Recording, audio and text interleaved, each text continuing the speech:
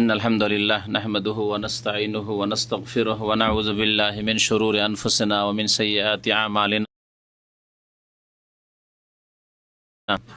من يهده الله فلا مضل له ومن يضلله فلا هادي له وأشهد أن لا إله إلا الله وحده لا شريك له وأشهد أن محمدا عبده ورسوله صلى الله تعالى عليه وعلى آله وصحبه وسلم تسليما كثيرا أما بعد فأعوذ بالله من الشيطان الرجيم بسم الله الرحمن الرحيم يا أيها المزمل قم الليل إلا قليلا نصفه أو انقص منه قليلا أو زد عليه ورتل القرآن ترتيلا إنا سنلقي عليك قولا ثقيلا إن ناشئة الليل هي أشد وطئا وأقوم قيلا إن لك في النهار سبحا طويلا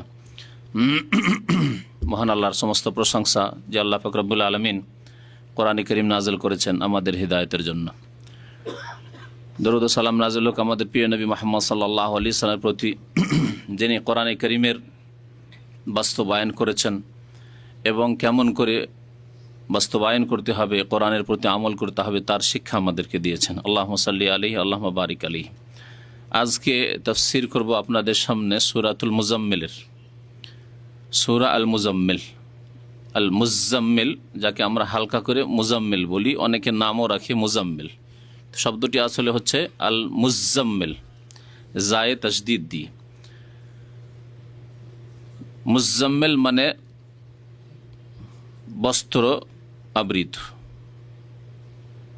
নবী করিম সাল্লাল্লাহু আলাইহি ওয়াসাল্লাম যখন হেরা পাহাড়ের গুহা থেকে প্রথম জিবরাইল আলাইহিস সালামের সাথে সাক্ষাৎ, এবং হঠাৎ করে তার জন্য এটি ভীতির বিষয়, ভয়ের বিষয় এবং বিস্ময়ের বিষয়, আশ্চর্যের বিষয়, সেই সময় পেরেশান হয়েছিলেন এবং তাকে জ্বর চলে এসেছিল, ঠান্ডা লাগা শুরু হয়েছিল। নবী করিম সাল্লাল্লাহু আলাইহি ওয়াসাল্লাম উম্মুল মুমিনিন খাদিজা রাদিয়াল্লাহু তাআলা আনহার কাছে ফিরে গেলেন আর গিয়ে বলেছিলেন জাম্মিলুনি জাম্মিলুনি, আমাকে কাপড় জড়িয়ে দাও, কাপড় জড়িয়ে দাও, চাদর জড়িয়ে দাও, এই কথা বলেছিলেন। তো এই জাম্মিলুনি এই থেকেই মুজাম্মিল। আল্লাহ পাক রব্বুল আলামিন এই অবস্থাকে লক্ষ্য করে তাকে একটি গুণবাচক নাম দিয়েছেন, দিয়ে ডেকেছেন, সম্বোধন করেছেন। আল্লাহ পাক বলছেন ইয়া আইয়ুহাল মুজাম্মিল, হে বস্ত্র আবৃত, তোমাকে শীত লাগছে, ঠান্ডা লাগছে, ভয় লেগেছে, সেজন্য তুমি কাপড় জড়িয়ে নিয়েছ। শোনো, এই কাপড় জড়িয়ে বসে থাকলে হবে না, বরং কর্ম করতে হবে, কর্ম করতে হবে। আল্লাহ পাক রব্বুল আলামিন কর্মের সম্বোধন করছেন, কুমিল লাইলা ইল্লা কালিলা। কর্ম হচ্ছে দুই রকমের নবী করিম সাল্লাল্লাহু আলাইহি ওয়াসাল্লামের জীবনে এবং আমাদের জীবনেও। এক রকমের কর্ম হচ্ছে যেটি আমাদের ব্যক্তি জীবনের কর্ম, ব্যক্তি জীবনের আমল, যেমন 5 ওয়াক্ত নামাজ, এর সাথে নফল নামাজ যদি হয়, সর্বোত্তম নফল নামাজ হচ্ছে কোন নামাজ? তাহাজ্জুদ। এই ব্যক্তি জীবনের আমলের কথা, নফল আমলের কথা যদি অনেক আলেমদের নিকটে, আইম্মায়ে কেরামদের নিকটে তাফসীর কারগণ বলেছেন যে নবী করিম সাল্লাল্লাহু আলাইহি ওয়াসাল্লামের ওপর প্রথম দিকে তাহাজ্জুদ ফরজ ছিল। আয়াত পেশ করেছেন কোরআন কারীমের, ওমিনাল লাইলি ফাতাহাজ্জাদ বিহি নাফিলাতাল লাক, রাতের কিছু অংশে ফাতাহাজ্জাদ বিহি, তুমি তাহাজ্জুদ আদায় করো। আল্লাহ পাক আদেশ করেছেন। সাধারণত আদেশ ফরজের ক্ষেত্রেই হয়, সেই জন্য তাফসীর কারগণ তাই বলেছেন। তবে এই সূরার শেষ দিকে আয়াত বেশ কিছু নাযিল হয়েছে যাতে আল্লাহ পাক রব্বুল আলামিন হালকা করে দিয়েছেন। বলা হয়েছে প্রথম দিকে ফরজ ছিল, কিন্তু 5 ওয়াক্ত নামাজ ফরজের হুকুম আসার পর, অর্থাৎ মেরাজের পরে, তারপরে তাহাজ্জুদকে হালকা করে দেওয়া হয়।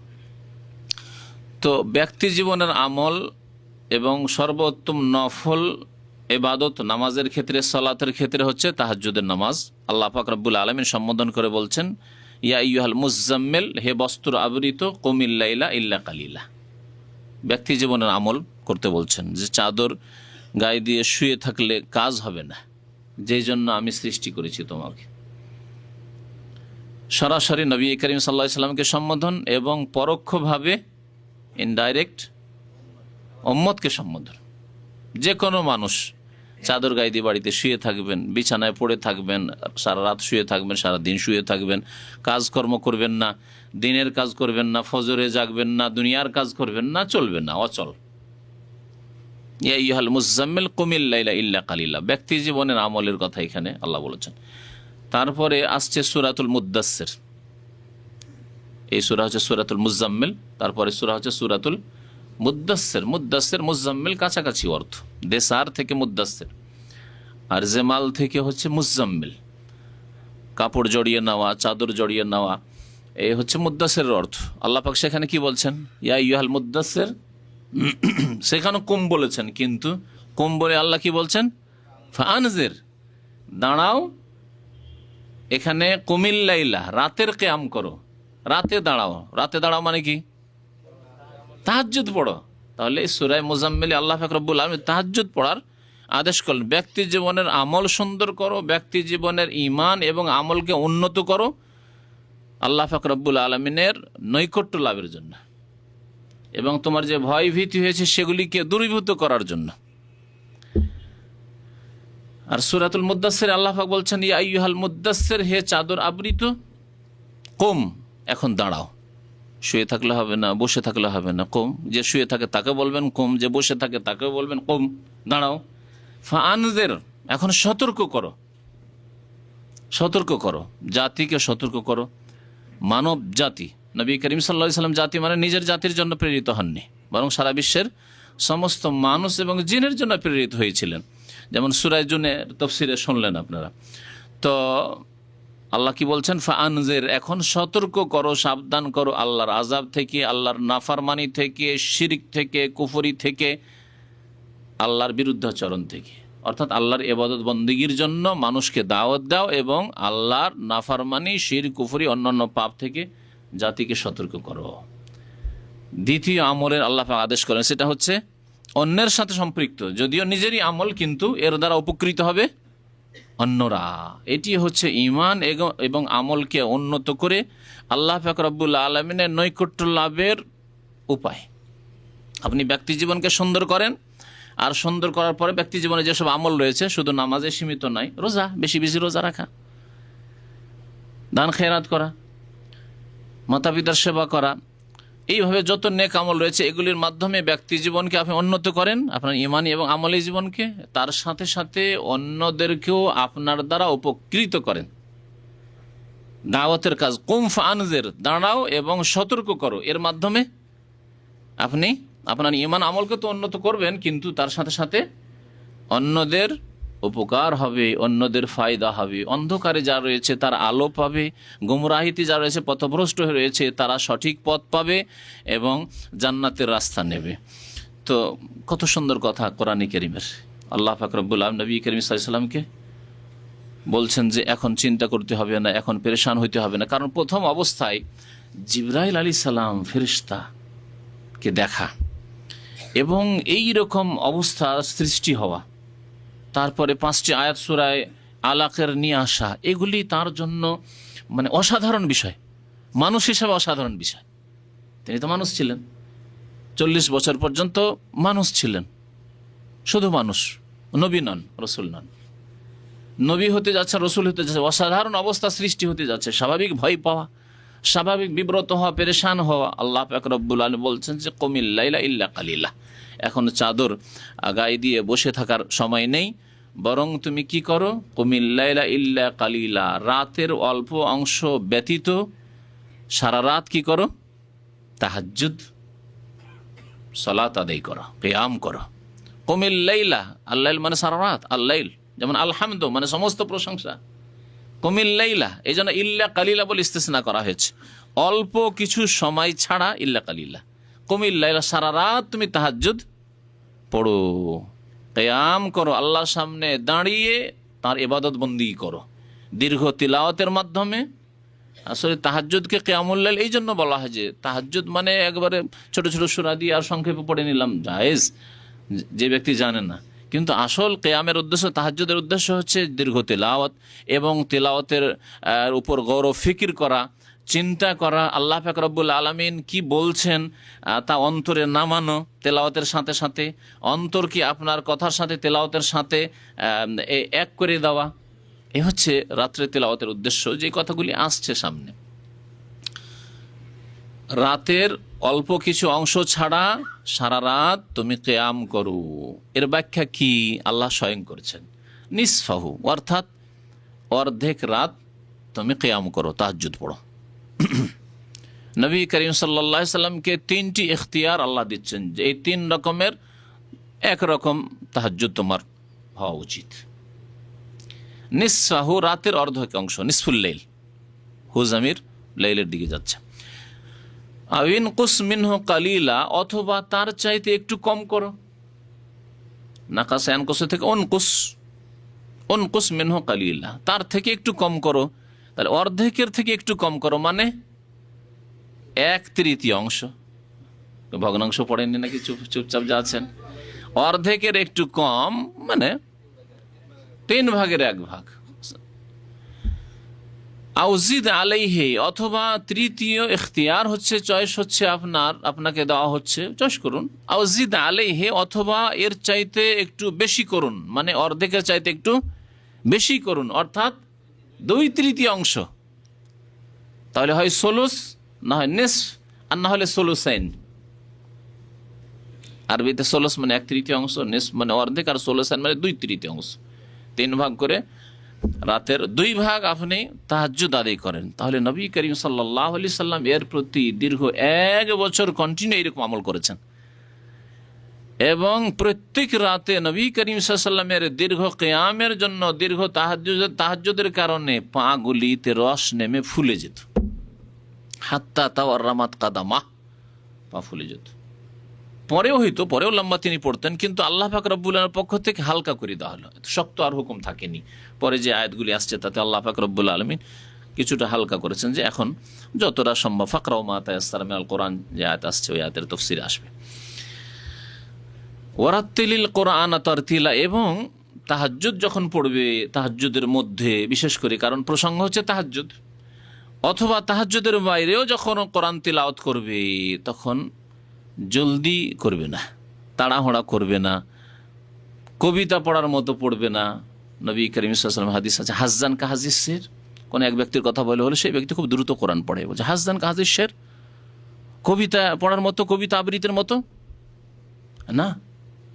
কবিতা এত তাড়াতাড়ি পড়ে না যেমন আমার দেশের বিদাতি হাফেজ আর মোল্লারা কোরআন পড়ে রমজান মাসের খতমে তারাবিতে, তাই না?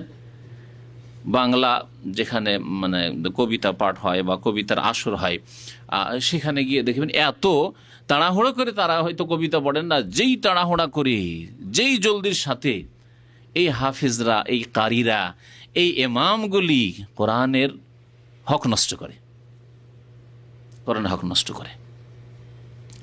এই জন্য কোরআন তাদের অন্তরে নামে না, কোরআন দিয়ে তারা জীবন গড়ে তোলে না, ব্যক্তি জীবনটাই গড়ে তুলে না। তো বাকি তো কোরআনের দাওয়াত দেওয়া তো দূরের কথা, কোরআনে তৌহিদের দাওয়াত, সুন্নতের দাওয়াত, নবীর আদর্শের দাওয়াত এগুলো নেই তাদের। সেই জন্যই কারণ কোরআন বোঝার চেষ্টা করে না। কোরআন তেলাওয়াতের উদ্দেশ্য হচ্ছে আল্লাহ পাক রব্বুল আলামিনের বাণী, আমাদেরকে আল্লাহ পাক অ্যাড্রেস করছেন, সম্বোধন করছেন, যা বলা হয়েছে তা অনুধাবন করতে, বুঝতে হবে, অন্তরে নামাইতে হবে এবং পরিবর্তন নিয়ে আসতে হবে। যদি ব্যক্তি জীবন হয় তো ব্যক্তি জীবনে পরিবর্তন নিয়ে আসতে হবে, যে ভুল ত্রুটিগুলি আছে দেখতে হবে যে কোরআনের আলোকে আমার জীবন গড়ে উঠেছে কিনা, না কোনো ব্যতিক্রম আছে, ব্যতিক্রম তা সংশোধন করতে হবে। পারিবারিক জীবনে যেখানে পারিবারিক আয়াত আসছে, ওই বিধানগুলি আসছে, তখন পারিবারিক জীবন, আমার পরিবার, আমার ছেলেমেয়েরা কোরআনই জীবনযাপন গড়ে তুলছে কিনা, তাহলে গড়ে তুলতে হবে।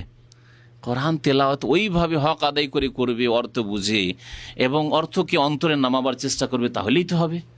যার ফলে দেখা যাচ্ছে হাফেজ কারি কিন্তু তাদের পারিবারিক অবস্থা দিনী অবস্থা নয়, তাদের ছেলেমেয়েদের আখলাক কোরআনী আখলাক নয়,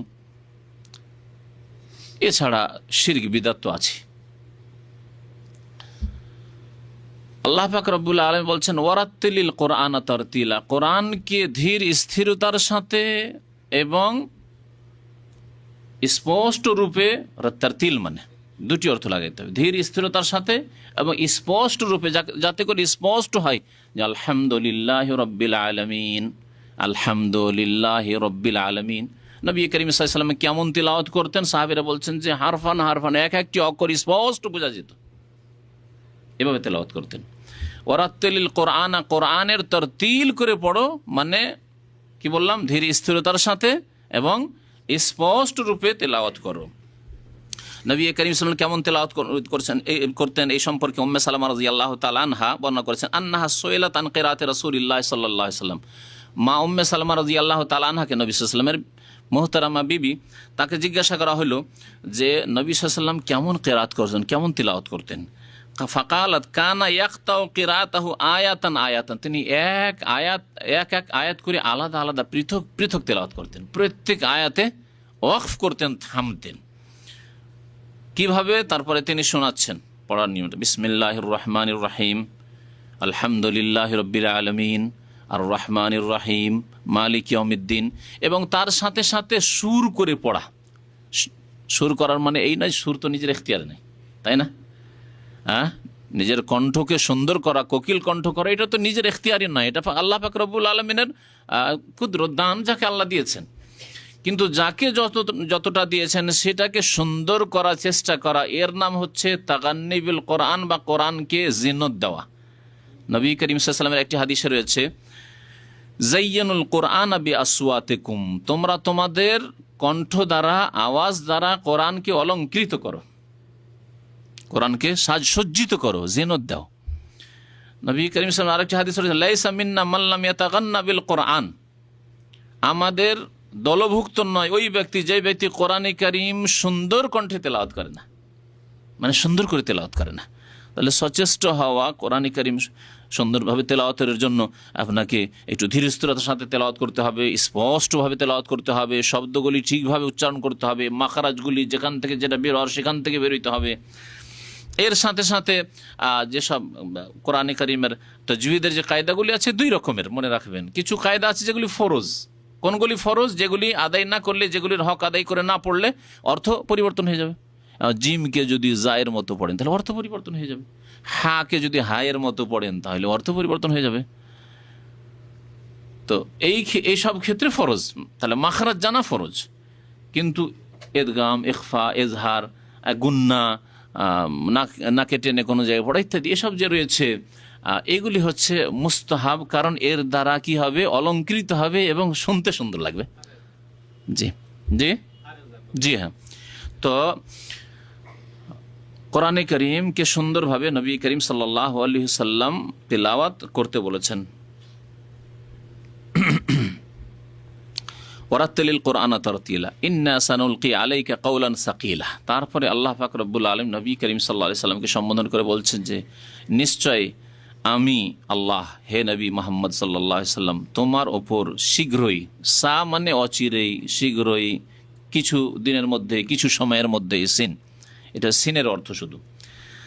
ইন্না সানুলকি আলাইকা, নিশ্চয় আপনার ওপর শীঘ্রই আমি অবতীর্ণ করব, নাজিল করব, কাউলান সাকিলা, অত্যন্ত ভারী বাণী। ভারী বাণী শাব্দিক অর্থ, কোন দিক দিয়ে ভারী, এই সম্পর্কে তাফসীরকারদের দুটি মত রয়েছে। যারা বলেছেন অর্থের দিক দিয়ে ভারী, তারা বলেছেন অত্যন্ত গুরুত্বপূর্ণ বাণী আপনার ওপর আমি শীঘ্রই নাজিল করতে যাচ্ছি। ইন্না সানুলকি আলাইকা কাউলান সাকিলা। অর্থের দিক দিয়ে কোরআনে কারীম আল্লাহ পাক রব্বুল আলামিনের বাণী অলংকারপূর্ণ, এবং তাতে রয়েছে বহু গায়বের কথা, অদৃশ্যের কথা, এমন এমন ঘটনা রয়েছে যে সব কোনো মানুষ জানতো না যদি কোরআন না জানাতো। এমন এমন বিষয় রয়েছে যেগুলি কোনো মানুষ তার দিক নির্দেশনা পেত না যদি আল্লাহ না জানাতেন। তো কোরআনে কারীম গুরুত্বপূর্ণ বাণী এবং হেদায়েতের দিক দিয়ে অত্যন্ত গুরুত্বপূর্ণ বাণী। কোরআনে কারীম যদি কেউ সঠিকভাবে তার হক আদায় করে তেলাওয়াত করে এবং তার অর্থ বুঝে, তাহলে আল্লাহ পাক তাকে অবশ্যই হেদায়েত করবেন। এই জন্য আরবের কাফের মুশরিকরা, মক্কার কাফের মুশরিকরা কোরআন শুনতে চাইতো না। শুনলে ওর তাসির আছে রে, জাদু লেগে যাবে। কোরআনকে এই জন্য সেহের বলতো, জাদু বলতো তারা।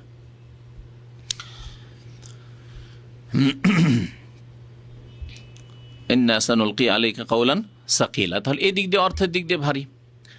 আর ভারী, অত্যন্ত ভারী কোরআনে করিম।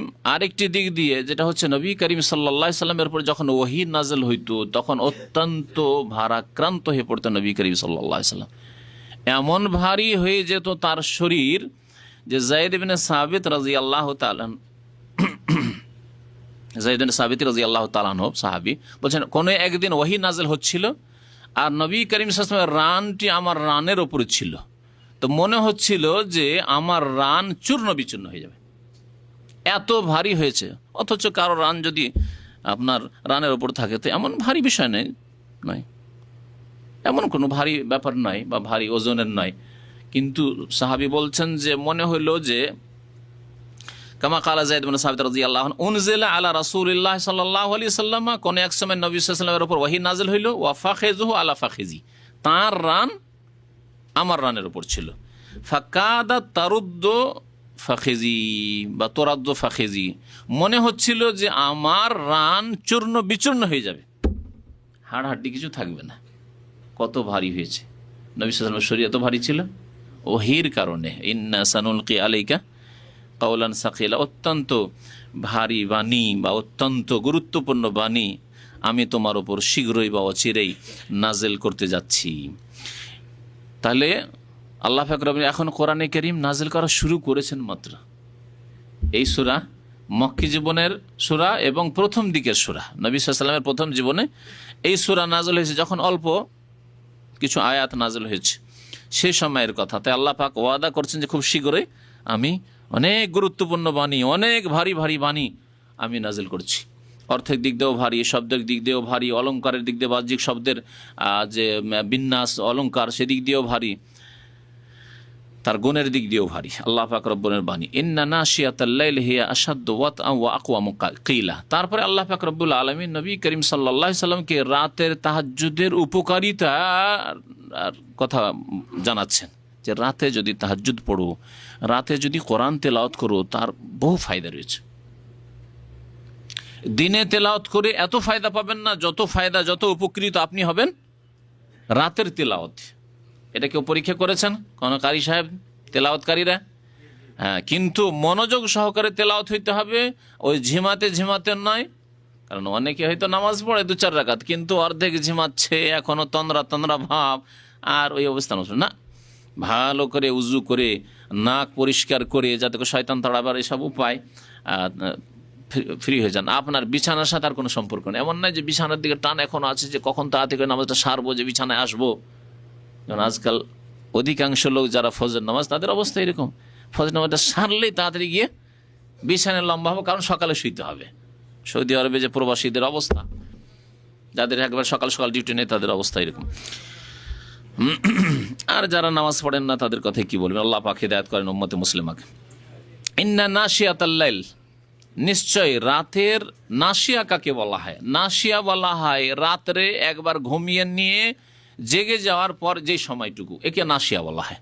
তাহলে রাতের সময়, এই জন্য কেউ কেউ তর্জমা করেছেন রাতের সময়, রাতের সময়গুলো, বা রাতে ঘুম থেকে ওঠা তর্জমা করেছেন। ইন্না নাশিয়াতাল লাইল, নিশ্চয় রাত্রে ঘুম থেকে ওঠা, আর ঘুম থেকে উঠে ইবাদত বন্দি করা, কোরআন তেলাওয়াত করা, এটা হে আসাদ্দু ওয়াতআন, অত্যন্ত প্রবৃত্তি দলনের ক্ষেত্রে কঠিন। প্রবৃত্তি, মানুষের প্রবৃত্তি আছে, মানে মানুষের মনের চাহিদা, শরীরের চাহিদা আছে। শরীরের চাহিদা, শুইতে চায়, ঘুমাতে চায়, আরাম করতে চায়, ভোগবিলাস করতে চায়, এগুলো হচ্ছে প্রবৃত্তি। এই প্রবৃত্তি, বিশেষ করে কুপ্রবৃত্তি দলনে রাতের তেলাওয়াত অত্যন্ত কঠিন, অত্যন্ত শক্তিশালী। আপনি রাতে কোরআন তেলাওয়াত করুন, আপনার কুপ্রবৃত্তি সংকীর্ণ হয়ে আসবে, কুপ্রবৃত্তি কমে আসবে, আর আপনার ঈমান মজবুত হবে, আপনার আমল সুন্দর হবে, আপনার তাকওয়া পরহেজগারি বাড়বে, আল্লাহর সাথে সম্পর্ক আরও মজবুত হবে। ইন্না নাশিয়াতাল লাইলি হিয়া আশাদ্দু ওয়াতআন। ওয়াতআন মানে যারা দলনের অর্থ করেছে, ওয়াতা মানে হচ্ছে পা দিয়ে দুলে দাও, এই অর্থ হয়। হাদিস আছে ইজা ওয়াতিয়া আহাদুকুম কাজেরান, যদি তোমাদের কারো পা যদি কোনো ময়লার উপর পড়ে যায়, ময়লাকে দলে দেয়, মানে জুতা পরেছিলেন, স্যান্ডেল পরেছিলেন, আর ময়লার উপর পায়খানা বা নাপাকির উপর পড়ে গেল, তাহলে তারপরে বাকি চলতে থাকলেন আর জমিনে ঘুষে ঘুষে পায়খানা আবার শেষ, আর কিছু দেখছেন না, বাস হয়ে গেল। ইউতাহিরুহু মা বাদু। তো ওতিয়া শব্দ এসছে। ওতিয়া মানে দলন হয়, আর ওখান থেকে ওতিয়া থেকে ওয়াত আন মাসদার, এই জন্য দলনের অর্থ কোন কোন অনুবাদকরা করেছেন। আর ওয়াত আন মানে আরেকটি অর্থ হয় অনুকূলের, মুওয়াফিক হওয়ার। মুওয়াফিক, নবী করিম সাল্লাল্লাহু আলাইহি সাল্লামের লাইলাতুল কদরের হাদিস আছে যে আরা কাদ রুয়াকুম কাদ তাওয়াতাত, তোমাদের স্বপ্নগুলি সব এক অপরের অনুকূল হয়েছে। স্বপ্ন দেখেছেন সাহাবারা যে কোন দিনে হইল লাইলাতুল কদর হলো, তাওয়াতাত মুওয়াফিক হয়ে গেছে, অনুকূলে হয়ে গেছে। তাহলে ওয়াও তা আর হামজা এর মানে মুওয়াফিক হওয়া, অনুকূলে হওয়া হয়। তো এই জন্য কেউ কেউ এইভাবে অনুবাদ করেছে ইন্না নাশিয়াতাল লাইল, রাতে জেগে ইবাদত বন্দি করা বা রাতের ঘুমের পরে ইবাদত বন্দি করা, অর্থাৎ তাহাজ্জুদের নামাজ এবং তার সাথে কোরআনের তেলাওয়াত, হে আসাদ্দু ওয়াত আন, অত্যন্ত অন্তরের অনুকূলে হয়। অন্তরের অনুকূলে হয় কেমন? দেখেন, পড়া দুই রকম। যে কোনো জিনিস পড়েন, পড়া হচ্ছে দুই রকম। এক পড়া হচ্ছে শুধু জবান পড়লো, বাকশক্তি আছে, পড়লেন, বই দেখে পড়লেন বা কোরআন দেখে পড়লেন, কিন্তু পড়া ভিতরের নাম হলো না, অন্তরের নাম হলো না, আর স্মৃতিশক্তিতে কিছু নেই। যারা লেখাপড়া করেছেন ভালো করে জানেন, একটু ঘুমের চাপ থাকলে, একটু গাফিলতি থাকলে, পরীক্ষার সময় পড়াশোনা করছি, ঘন্টা 2 ঘন্টা পড়লাম, কিন্তু ব্রেনে কিছু নেই, কি যে লিখবো, আর এই যে 50 পাতা পড়ে নিলাম, কি পেলাম কিছু বুঝতে পারছি না। কিন্তু যখন সজাগ হয়ে আছি, ঘুমের চাপ নেই, তন্দ্রা নেই, মন মেজাজ ফ্রি আছে, মন লাগিয়ে পড়ছি, বিশেষ করে রাত্রে উঠে একাই পড়ছি আর ঘুমের চাপ নেই, অথবা সকালে সকালে পড়ছি, আশেপাশে কেউ বিরক্ত করার মতো কেউ নেই, ব্যস্ত করার মতো কেউ নেই, কেউ জিজ্ঞাসাবাদ করছে না, কোনো ডিস্টার্ব করছে না, এই সময়গুলিতে ফ্রি হয়ে একাই নির্জনে পড়াশোনা করছি, তখন অল্প সময় পড়লেও যা কিছু জবান পড়ছে, হ্যাঁ, বাকশক্তি দিয়ে পড়ছেন, অন্তরে নেমে যাচ্ছে। তো এই হচ্ছে জবানের অন্তরের অনুকূলে হয় কে বলা হয়। রাত্রে কোরআন তেলাওয়াত করবেন, জবানে যা তেলাওয়াত করছেন বলবেন আলহামদুলিল্লাহ রব্বিল আলামিন, অন্তরে নামছে। রব্বুল আলামিন আল্লাহকে বললেন, বিশ্বজাহানের রব, সারা বিশ্ব জাহানের তুমি পশু পাখি প্রাণী কীট পতঙ্গ সব কিছু লালন পালন করো, আমার মতো বান্দা আল্লাহ তোমার সামনে দাঁড়িয়েছে, আমার লালন পালন তুমি করবে না? আমার ছেলে মেয়েদের লালন পালন তুমি করবে না? এসে অন্তরের মুওয়াফিক হওয়া, তেলাওয়াত আপনার অন্তরের, যা জবানে তেলাওয়াত করছেন পড়ছেন তা আপনার অন্তরের অনুকূলে হচ্ছে, মুওয়াফিক হচ্ছে। তো রাত্রে তেলাওয়াত করলে এই অবস্থা সৃষ্টি হবে আপনার তেলাওয়াতে। পক্ষান্তরে দিনে তেলাওয়াত করেন না, হবে না। কারণ দিনে চেঁচামেচি, আওয়াজ আসছে, কেউ যাচ্ছে, দেখছেন একবার এদিকে নজর যাচ্ছে, কে গেল, কে আসলো, কে ঢুকলো, কে বের হইলো, বিভিন্ন রকমের বাধা আছে দিনে। কিন্তু রাত্রে এগুলি থেকে আপনি মুক্ত। তারপরে আওয়াজ, বাইরে থেকে আওয়াজগুলি আসছে, ধরেন একটা জোরে দিল হর্ন, ব্রেন চলে গেল ওইদিকে, আর কোরআন তেলাওয়াতে নেই। গাড়ি চলছে, আর দেখেন শহরে বসবাস আমরা করছি, বারবার ওইদিকে খেয়াল যাচ্ছে যে কি হইল। এইরকমের ছেলেমেয়েরা জেগে আছে, ওর মধ্যে ওরা ব্যস্ত করছে দিনের তেলাওয়াতে, কিন্তু রাত্রে না, সকলে শুয়ে আছে। হয়তো আপনার স্ত্রী উঠে তাহাজ্জুদ পড়ছে, আর না হলে সেও শুয়ে আছে, ছেলে মেয়ে সকলে শুয়ে আছে, বাড়িতে কোনো আওয়াজ নেই, কিছু নেই, একা উঠে তাহাজ্জুদ পড়ছেন আর তেলাওয়াত করছেন। এই জন্য আল্লাহ পাক রব্বুল রাতের তেলাওয়াত এবং রাতের তাহাজ্জুদের উপকারিতা সম্পর্কে বলছেন, ইন্না নাশিয়াতাল লাইল, নিশ্চয় রাত্রে উঠে ইবাদত বন্দেগী করা, রাতের সময়গুলি হে আসাদ্দু ওয়াত আন, অত্যন্ত অন্তরের অনুকূলে, ও আকওয়ামু কিলা, আর কথার দিক দিয়ে অত্যন্ত সুষ্ঠু, মানে এতে আপনি অল্পতে হেদায়েত পাবেন, অল্পতে আপনি সংশোধন করতে পারবেন। আল্লাহর বাণী কিলা কওলান থেকে, তো আল্লাহর বাণী অত্যন্ত এই সুষ্ঠু বাণী দিয়ে আপনি আপনার অনুকূলে আসবে ওই বাণী, এবং আপনি তার দ্বারা হেদায়েত পাবেন, লাভবান হবেন। ইন্না লাকা ফিন নাহারি সাবহান তাওয়িলা, দিনে কি করবেন তাহলে? আল্লাহ বলছেন, হে নবী, আপনার দিনে অনেক কর্মব্যস্ততা আছে, নিশ্চয় হে নবী লাকা আপনার ফিন্নাহারে দিনে সাবহান তওয়িলা মানে আমালান তওয়িলা, দীর্ঘ ব্যস্ততা আছে, কর্মব্যস্ততা আছে, অনেক কর্মব্যস্ততা। দাওয়াতের কাজ করতে হবে, ওকে দাওয়াত দিতে হবে, ওকে দাওয়াতে এখানে যেতে হবে, সেখানে যেতে হবে, ওই লোক আসছে দেখা সাক্ষাৎ করতে, তার সাথে কথা বলতে হবে, ওই এলাকার প্রতিনিধি আসছে তাদের সাথে কথা বলতে হবে, আমার জায়গায় ইসলামের প্রচারের জন্য যেতে হবে, অথবা নিজের রুজি রোজগারের জন্য যেতে হবে। যাদের দাওয়াতি হয়তো কাজ কম বা নেই হয়তো, কিন্তু কর্মব্যস্ততা আছে, ডিউটি, ব্যবসা, এখানে যেতে হবে, সেখানে যেতে হবে, ছেলেদের পৌঁছাতে হবে, নিতে হবে, কত রকমের ব্যস্ততা। সাবহান তাওয়িলা আল্লাহ বলছেন। সুতরাং রাতকে ইবাদতের জন্য করেন আর দিনকে রুজি রোজগারের জন্য করেন। আল্লাহ পাক বলছেন ওয়াজকুর ইসমা রব্বিকা, তোমার রবের নাম স্মরণ করো, তোমার রবের নাম স্মরণ করো। ওয়া তাবাত্তাল ইলাইহি তাবতিলা, এবং তার দিকে মনোযোগ দাও, একগ্র চিত্তে তার ইবাদত বন্দিগিতে মনোযোগ দাও। তাবাত্তুল মানে হচ্ছে আল ইনকিতা মিনাদ দুনিয়া লিল ইবাদা, দুনিয়া থেকে ইবাদতের জন্য, দুনিয়া থেকে বিচ্ছিন্ন হয়ে ইবাদতে মগ্ন হওয়া, একে বলা হয় তাবাত্তুল। নবী করিম সাল্লাল্লাহু আলাইহি ওয়াসাল্লামের জামানে উসমান বিন মাজুন একবার বললেন যে ইয়া রাসূলুল্লাহ, আমাকে তাবাত্তুলের অনুমতি দেন, মানে বিবাহ শাদী করবো না, বিবাহ শাদী করবো না, আর সবসময় ইবাদতবন্দি করবো। নবী করিম সাল্লাল্লাহু আলাইহি ওয়াসাল্লাম নিষেধ করেছিলেন, না, ইসলামে এটা জায়েজ নয়। কিন্তু কতটুকু জায়েজ তাবাত্তুল, আল্লাহ তাবাত্তুল করতে বলেছেন, কতটুকু বৈবাহিক জীবনের সাথে সম্পর্ক রেখে বিবাহ করেন, সবালোকের সাথে বিবাহ করেন, ছেলে মেয়েদের সাথে সম্পর্ক রেখে, দুনিয়ার এইসব দায়িত্ব পালন, তাদের রুজি রোজগারের ব্যবস্থা দিয়ে, রাত্রে বা আপনি বিশেষ সময়গুলিতে, সকাল সন্ধ্যা রাত্রে, ফরজ নামাজ ছাড়াও সকালবেলা কিছু আপনার যেমন সালাত ইশরাক দোহা আছে, এছাড়া কোরআন তেলাওয়াত সকালবেলা কিছু করলেন, সন্ধ্যাবেলা কিছু তেলাওয়াত করলেন, আজান একামতের মাঝখানে কোরআন তেলাওয়াত করলেন। এইভাবে দুনিয়া থেকে তুমি বিচ্ছিন্ন হয়ে আল্লাহ পাক রব্বুল আলামিনের দিকে মনোযোগ দাও একগ্র চিত্তে। ওয়াজকুর ইসমা রব্বিকা, তোমার রবের নাম স্মরণ করো। এখান থেকে অনেক লোক বিদাতি জিকির শুরু করেছে, গুমরাহ হয়েছে। মারিফুল কোরআনে নাম দিয়ে বলা দরকার, কারণ অনেক সময় নাম না বললে আবার সংশোধন হয় না। মারিফুল কোরআনে শফি সাহেব লিখেছেন, আর তার সার সংক্ষেপ করে মহিউদ্দিন সাহেব লিখেছেন যে এই আয়াত প্রমাণ করে যে শুধু আল্লাহর নামেরও জিকির করা যাবে, মানে আল্লাহু আল্লাহু জিকির করা যাবে।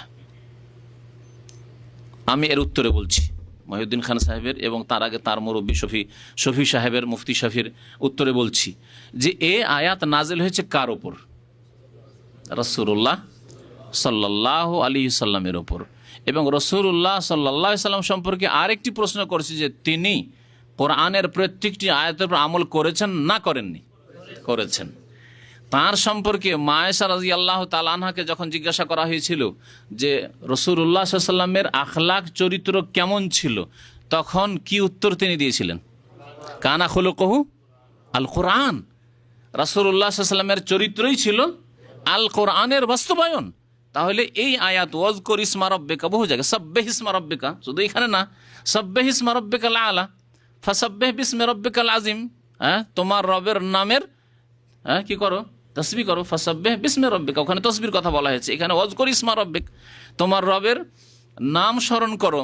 তোমার রবের নাম স্মরণ করো মানে যদি হয় যে মুফরাদ, শুধু আল্লাহু আল্লাহু, মানে বাক্য দিয়ে নয়, জুমলা সেন্টেন্স দিয়ে নয়, সেন্টেন্সবিহীন অসম্পূর্ণ কথা দিয়ে জিকির করা যদি শরীয়ত সম্মত হইতো, তাহলে নবী করিম সাল্লাল্লাহু আলাইহি ওয়াসাল্লামের আখলাকে এটাও থাকতো যে কোনোদিন তিনি জিন্দেগিতে আল্লাহু আল্লাহু জিকির করতেন। বলছি তাদেরকে এবং তাদের অনুসারীদেরকে যারা জীবিত আছে, যে একটি হাদিস আমি শুধু চাই, সহিহ হাদিস, যে নবী করিম সাল্লাল্লাহু আলাইহি ওয়াসাল্লাম কখনো জিন্দেগিতে কোনো মজলিসে একা হোক অথবা সাহাবায়ে কেরামদের সামনে হোক আল্লাহু আল্লাহু অসম্পূর্ণ জিকির করেছেন, বা রহমান ও রহমান ও রহমান ও এলাহি এলাহি এলাহি কোন জিকির করেছেন? ইল্লাল্লাহ ইল্লাল্লাহ অসম্পূর্ণ, সেটা অসম্পূর্ণ। মাগার আল্লাহ মাগার আল্লাহ, ইল্লাল্লাহ মানে মাগার আল্লাহ, আল্লাহ ছাড়া আল্লাহ ছাড়া, অথবা শুধু আল্লাহ, যেই অর্থই করেন না কেন, এইরকম কোন অসম্পূর্ণ জিকির রাসূলুল্লাহ সারা জীবনে যদি একদিন করার প্রমাণ তারা করতে পারে, তাহলে বলবো যে মুফতি সাহেবের অনুসারীরা এবং খান সাহেব, আপনারা জিকির করুন, অসুবিধা নেই। কিন্তু রাসূলুল্লাহ অসম্পূর্ণ কখনো জিকির করেননি। অসম্পূর্ণ শব্দ দিয়ে কাউকে ডাকা, আমি এর আগে অনেক বক্তব্যে বলেছি, বেয়াদবি।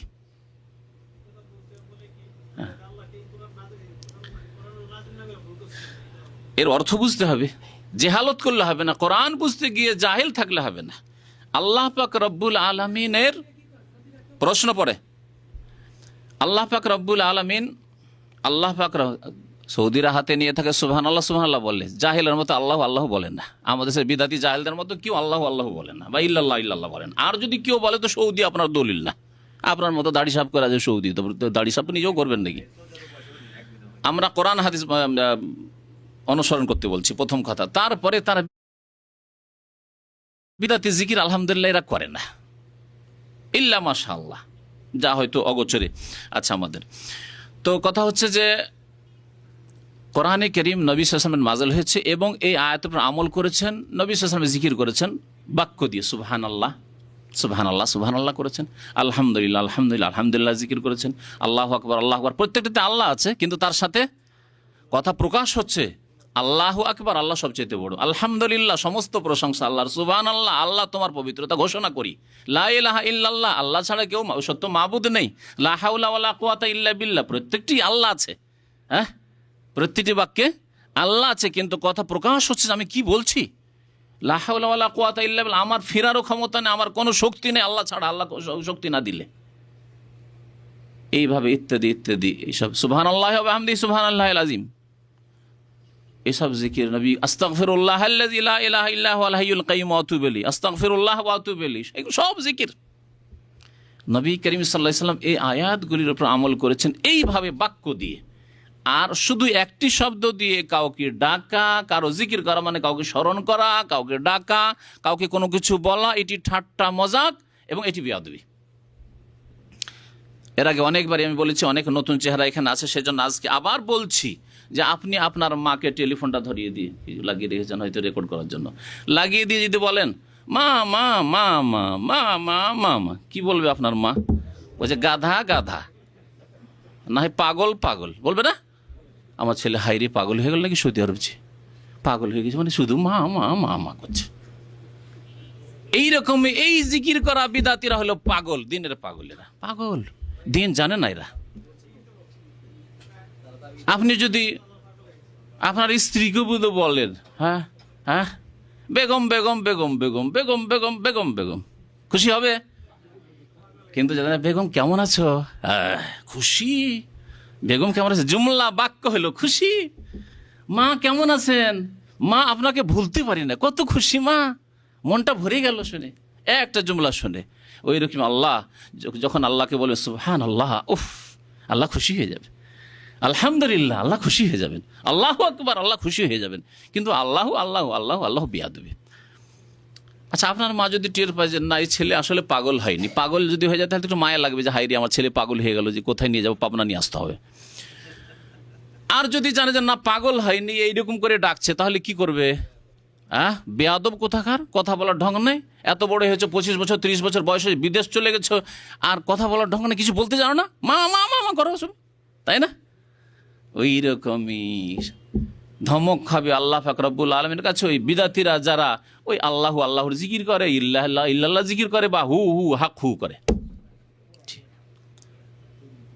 আল্লাহ পাক যেন বিদাত থেকে আপনাদেরকে আমাদেরকে সকলকে মুক্ত হওয়ার তৌফিক দান করেন এবং অন্তরকে সোজা করে কোরআনে কারীম বুঝার তৌফিক দান করেন। নবী করিম সাল্লাল্লাহু আলাইহি ওয়াসাল্লামের উপর নাযিল হয়েছে আয়াত এবং তিনি জিকির করেছেন। জিকির হচ্ছে ইবাদত, সুতরাং ইবাদত কার তরিকে করতে হবে? রাসূলুল্লাহ সাল্লাল্লাহু আলাইহি ওয়াসাল্লামের তরিকে করতে হবে। এরপরও আর অস্পষ্ট আছে, যে করছে সে করছে, এত বড় হুজুর করেছেন, এত বড় হুজুর দেখার দরকার নেই, ওর চেয়ে বড় হুজুর রাসূলুল্লাহ সাল্লাল্লাহু আলাইহি ওয়াসাল্লাম। আবু বকর, ওমর, ওসমান, আলী, কারো থেকে প্রমাণ করতে, আশরা মুবাশশারা কারো থেকে প্রমাণ করতে পারবেন যে তারা আল্লাহ আল্লাহর জিকির করতো? ইয়া রহমান ও ইয়া রাহিম ও ইয়া খালেক ও ইয়া মালেক ও জিকির করতো না? বলতো রব্বে, যদি বলতো ইয়া রব, ইয়া রব বললে তার সাথে দোয়া করতো তারা। আল্লাহ কোরআনে এই জিকির শিখিয়েছেন, রব্বির হামহুমা কামা রব্বিয়ানি সাগীরা, রব্বে বললেন, আল্লাহর নাম বললেন, তার সাথে ইরহামহুমা কামা রব্বিয়ানি সাগীরা। ছেলে মেয়ের দরকার বলেন রব্বে হাবলি মিনাস সালিহিন, রব্বানা যালামনা আনফুসানা ওয়া ইল্লাম তাগফির লানা। এগুলো জিকির, জিকির আল্লাহ কোরআনে জিকির শিখিয়েছেন, কিন্তু কোরআনে জিকিরের উপর আমল নেই, নবী করিম সাল্লাল্লাহু আলাইহি ওয়াসাল্লামের জিকিরের উপর আমাদের আমল নেই। বিদাতি জিকিরে ব্যস্ত হয়ে গেছে এবং তাদের মুরব্বীরা এই বিদাত শিখিয়েছে, তাকে সাব্যস্ত করার জন্য কোরআনের অপব্যাখ্যা, যে যখন আল্লাহ ইসমা রব্বিকা, তোমার রবের নাম বলেছে, তাহলে আল্লাহর শুধু মুফরাদ জিকির চলবে, লফজে জালালা শুধু আল্লাহর জিকির চলবে, রহমানের জিকির চলবে, রহিমের জিকির চলবে, খালেকের জিকির চলবে। আল্লাহ পাক রব্বুল কথার অলংকার আল্লাহর জিকির আসলে, কিন্তু আল্লাহ পাক তার সাথে সাথে আল্লাহ পাক রব্বুল আলামিনের নাম হচ্ছে বরকতময়, এতে কোনো সন্দেহ নেই। আল্লাহ পাকের নাম বরকতময় এবং আল্লাহ পাকের নাম সবগুলি অতি সুন্দর। আল্লাহ কোরআনে কারীম কি বলেছেন? ওয়ালিল্লাহিল আসমাউল হুসনা, আল্লাহ পাকের নাম বড়ই সুন্দর সুন্দর রয়েছে। সেই জন্য আল্লাহ পাক বলেছেন ওয়াজকুর ইসমা রব্বিকা, তোমার রবের নাম স্মরণ করো। কিন্তু আমরা বলি না, আমাদের দেখেন এটা হচ্ছে বাক পদ্ধতি, এটাও বুঝায় আপনাদেরকে। দীর্ঘদিন যদি কি আমার সাথে দেখা সাক্ষাৎ না করে, অথচ ঘনিষ্ঠ মানুষ ছিল, বন্ধু বা আত্মীয় ছিল, আমার নামটাও কখন নিলে না, কখন আমার নামটাও নিলে না, তার মানে কি শুধু আমার নামটা নিলে হইতো না? উদ্দেশ্য হচ্ছে যে আমার সাথে যোগাযোগ করা, কথা বলা বা দেখা সাক্ষাৎ করা উদ্দেশ্য, তাই না? তো আল্লাহ পাক রব্বুল আলামিন কোরআনে কারিমে মানুষের যে বাক পদ্ধতি আছে, অলংকারযুক্ত বালাগাত আর ফাসাহাতের বাক পদ্ধতি, সেই পদ্ধতিতে আল্লাহ পাক রব্বুল কোরআনে কারিম নাযিল করেছেন। রব্বুল মাশরিকি ওয়াল মাগরিব, আল্লাহ পাক রব্বুল আলামিন পূর্ব এবং পশ্চিমের মালিক। এর আগে বলা হয়েছে কোরআনে কারিমে রব্বুল মাশারিক ওয়াল মাগারিব বলা হয়েছে, রব্বুল মাশরিকাইন ওয়াল মাগরিবাইন বলা হয়েছে, সবগুলি সমন্বয় এর আগের একটি তাফসিরে চলে আসছে। রব্বুল মাশরিক ওয়াল মাগরিব, যিনি পূর্ব পশ্চিম অর্থাৎ সারা বিশ্বের সবকিছুর মালিক। লা ইলাহা ইল্লাহু, যিনি রব, যিনি মালিক, তিনি হচ্ছেন রব্বুল মাশরিক ওয়াল মাগরিবে। এতে আছে তাওহীদের রুবুবিয়ত, আসমান জমিন পূর্ব পশ্চিমের একমাত্র মালিক কে? আল্লাহ। এটা হচ্ছে তাওহীদের রুবুবিয়ত। লা ইলাহা ইল্লাহু, তিনি ছাড়া কোনো সত্য মাবুদ নেই, উপাস্য নেই, বরহাক মাবুদ নেই। এটি হচ্ছে তাওহীদে উলুহিয়ত। যখন তিনি রব, তিনি মালিক, তাহলে ইবাদত কার? সেজদা কার? দোয়া কার কাছে? মান্নত কার জন্য? জবাই কুরবানি কার জন্য? সন্তুষ্টি কার কামনা করবে? পীর বাবার? হ্যাঁ, দেবী দেবতার? মৃত মানুষের? কবর মাজারের? না। লা ইলাহা ইল্লাহু, তিনি ছাড়া আর কেউ মাবুদ নেই। যিনি সৃষ্টিকর্তা, যিনি রব মাশরিক মাগরিবের, একমাত্র তারই ইবাদত বন্দি করবে। লা ইলাহা ইল্লাহু। দেখছেন কোরআনে কারীমের বাক ভঙ্গিমা, তাওহীদের রুবুবিয়ত।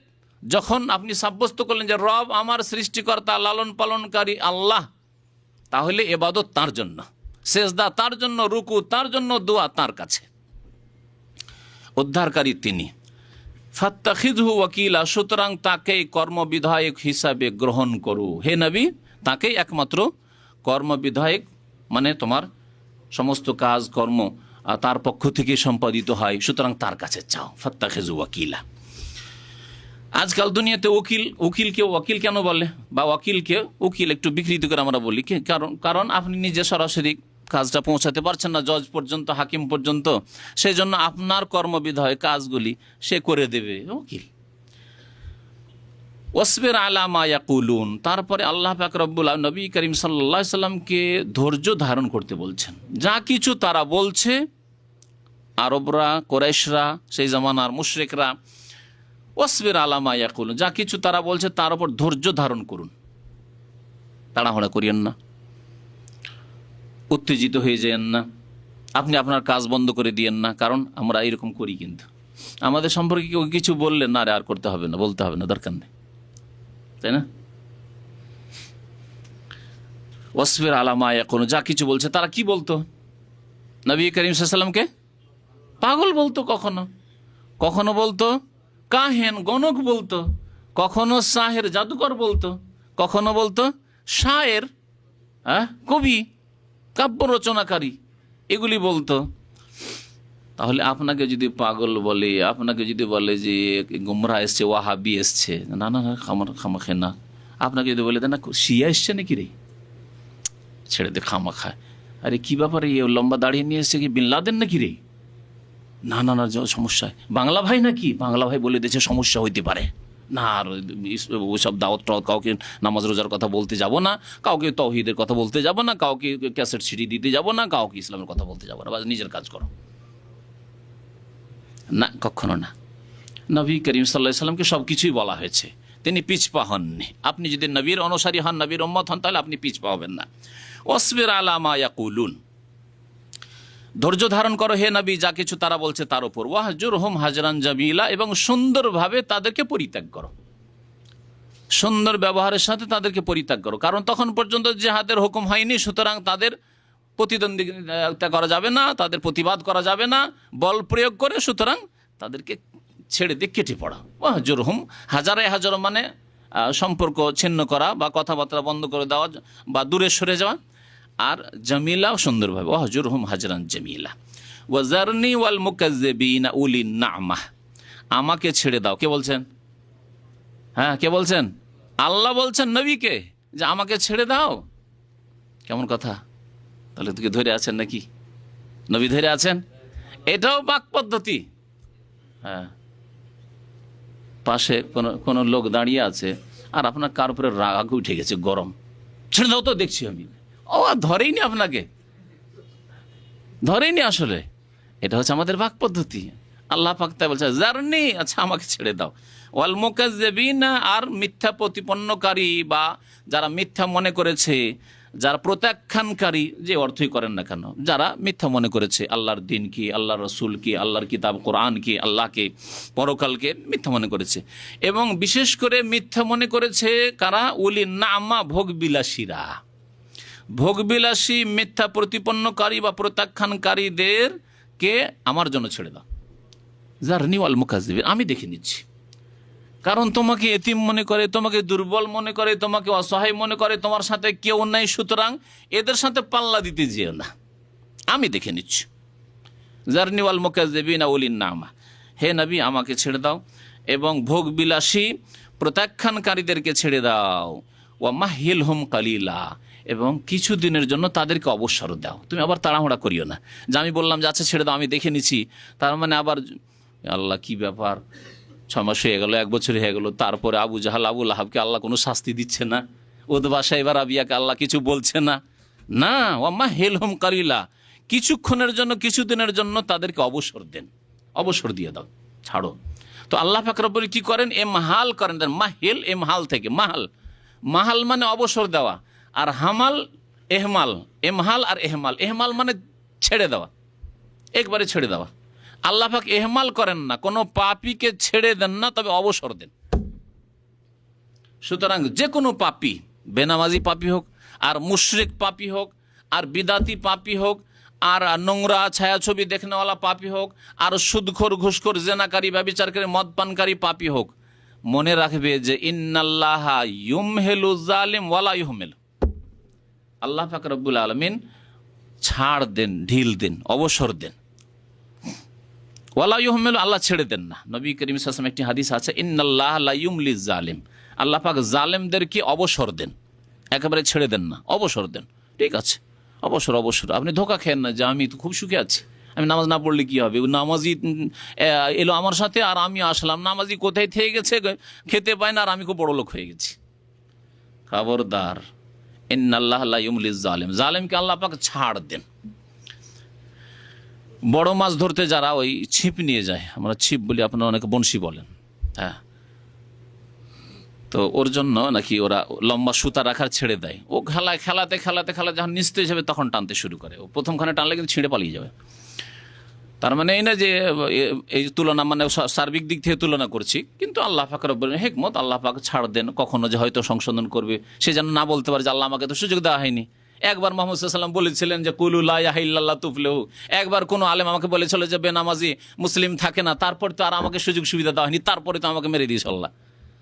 এ কথা বলার যেন সুযোগ না থাকে, এই জন্য আল্লাহ পাক দিয়েছেন 10 বছর, 20 বছর, 30 বছর, 40 বছর পাপ করে করে করে অনেকবারই নসিহত আসলো, উপদেশ আসলো, কিন্তু সংশোধন করলেন না। আল্লাহ পাক তখন রশিটা টেনে নেন, তখন ধরে নেন। হাত্তা ইযা আখাযাহু, যখন আল্লাহ পাক তাকে ধরে নেন, লাম ইউফলিতু, তখন আর ছাড়েন না, আর ছাড়েন না। তারপরে একটি আয়াত তেলাওয়াত করলেন কোরআনে কারীমের, যে আয়াতে রয়েছে ওয়া কাযালিকা আখযু রাব্বিকা। হ্যাঁ হ্যাঁ হাফিজ সাহেব, হ্যাঁ, ইযা আখাযাল কুরা ওয়া হিয়া যালিমা ইন্না আখযাহু আলিমুন শাদীদ ওয়া কাযালিকা আখযু রাব্বিকা। এইভাবে তোমার রবের পাকড়াও আল্লাহ পাক ধরেন, ঢিল দিয়ে, অবসর দিয়ে, তারপরে ধরেন। এজা আখাযাল কোরা, কোনো জনপদকে, কোনো গ্রামকে, কোনো দেশকে যখন ধরেন না ওপেন, একবারে উলঙ্গ, মহিলারা উলঙ্গ, পশ্চিমা দেশ ধরেন না। এজা আখাযাল করা, যখন ধরবেন, ইন্না আখাযাহু আলিমুন শাদীদ, বড়ই শক্ত হবে আল্লাহ পাক ধরবেন, বড়ই যন্ত্রণাদায়ক শাস্তি দেবেন। দুনিয়ার শাস্তি না হলে ধোঁকা খাওয়ার কিছু নাই, যে দুনিয়াতে তো কোনো শাস্তি হইল না, পরকালের শাস্তি প্রতীক্ষায় আছে। মরলেই তো শাস্তি শুরু, কবরের শাস্তি শুরু, আর চিরকালের শাস্তি শুরু। তো আল্লাহ পাক রব্বুল নবী সাল্লাল্লাহু আলাইহি ওয়াসাল্লামকে ধৈর্য ধারণ করতে বলছেন এবং বলছেন যে আমার জন্য ছেড়ে দেন এই ভোগবিলাসীদেরকে, মাহিলহুম কালিলা, এবং কিছুদিন অবসর দেন। 13 বছর অবসর, 13 বছর কিছু হলো না তাদেরকে, খুব নেতৃত্ব, দাদাগিরি, আর খুব মারধর, জুলম, অত্যাচার দুর্বল অসহায় মুসলিমদের উপর। তারপরে হিজরতের পরে দ্বিতীয় হিজরিতে বদর হইল, ইয়াউমুল ফুরকান, আল্লাহ কোরআনে বললেন হক বাতিলের মাঝে ফায়সালা হয়ে গেছে। 313 জন সাহাবী মুমিনদের সামনে 1000 জন কাফের এসে তাদের 70 জন জাহান্নামে পৌঁছিল হত্যা হয়ে, আর 70 জনকে বেঁধে নিয়ে আসা হলো, বড় বড় নেতাদেরকে বেঁধে নিয়ে আসা হচ্ছে। মাত্র 313 জন লোক গিয়ে, আর তাদের কাছে কোনো অস্ত্র শস্ত্র তেমন কিছু নেই, সবারই ভালো নেই, আর তারা 70 জনকে বেঁধে নিয়ে আসছে। কি অসহায় অবস্থা, কি লজ্জাকর অবস্থা, নির্যাতিত একেবারে মক্কার কুরাইশ কাফেররা, হাইরে হায়, মুখ দেখাবার জায়গা নেই। মুহাম্মদ সাল্লাল্লাহু আলাইহি ওয়াসাল্লাম যাকে তাড়াইলাম এইভাবে, আর তার হাতে এই অপদস্থ আমরা। মাহিলহুম কালিলা, আল্লাহ বলছেন অল্প সময় তুমি অবসর দাও হে নবী, তারপর দেখছি আমি আখেরাতের আযাবের কথা। তারপর আল্লাহ বলছেন ইন্না লাদাইনা আনকালাম ওয়া জাহিমা, নিশ্চয় আমার কাছে, আল্লাহ বলছেন আমার নিকট, আনকালাল, নাকালের জামা হচ্ছে আনকাল। আনকাল এখানে এর অর্থ হচ্ছে শৃঙ্খল বা শিকল। শিকল কোথায় লাগানো হয়? পায়ে লাগানো হয়।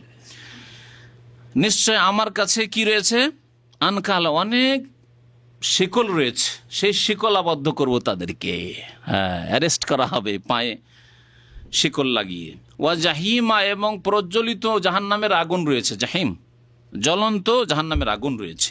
ওয়া তাআমান যা গুসসা, এমন খাদ্য রয়েছে যা গুসসা, যা গলায় আটকে যাবে, ঢোক গিলতে পারবে না, উগলেও ফেলতে পারবে না, আর ভিতরেও ঢোকাতে পারবে, যা গুসসাকে বলা হয়। ওয়া আযাবান আলিমা, এবং যন্ত্রণাদায়ক আযাব রয়েছে, প্রতীক্ষা করো, দুনিয়ায় যদি শাস্তি না দিত এগুলি রয়েছে। ইয়াউমা তারজুফুল আরদু ওয়াল জিবালু ওয়া কানাতিল জিবালু কাসীবাম মাহিলা, সেই দিনকে স্মরণ করো। ওয়া ইয়াউমাতে নাসাব কেন হয়েছে? তাফসীরকারগণ বলেন যে এখানে উজকুর আছে, উজকুর ইয়াউমা, সেই দিনকে স্মরণ করো। এই জন্য আমি তরজমা করার সময় যদিও শব্দ উল্লেখ নাই করি, কিন্তু বলি স্মরণ করো সেই দিনকে,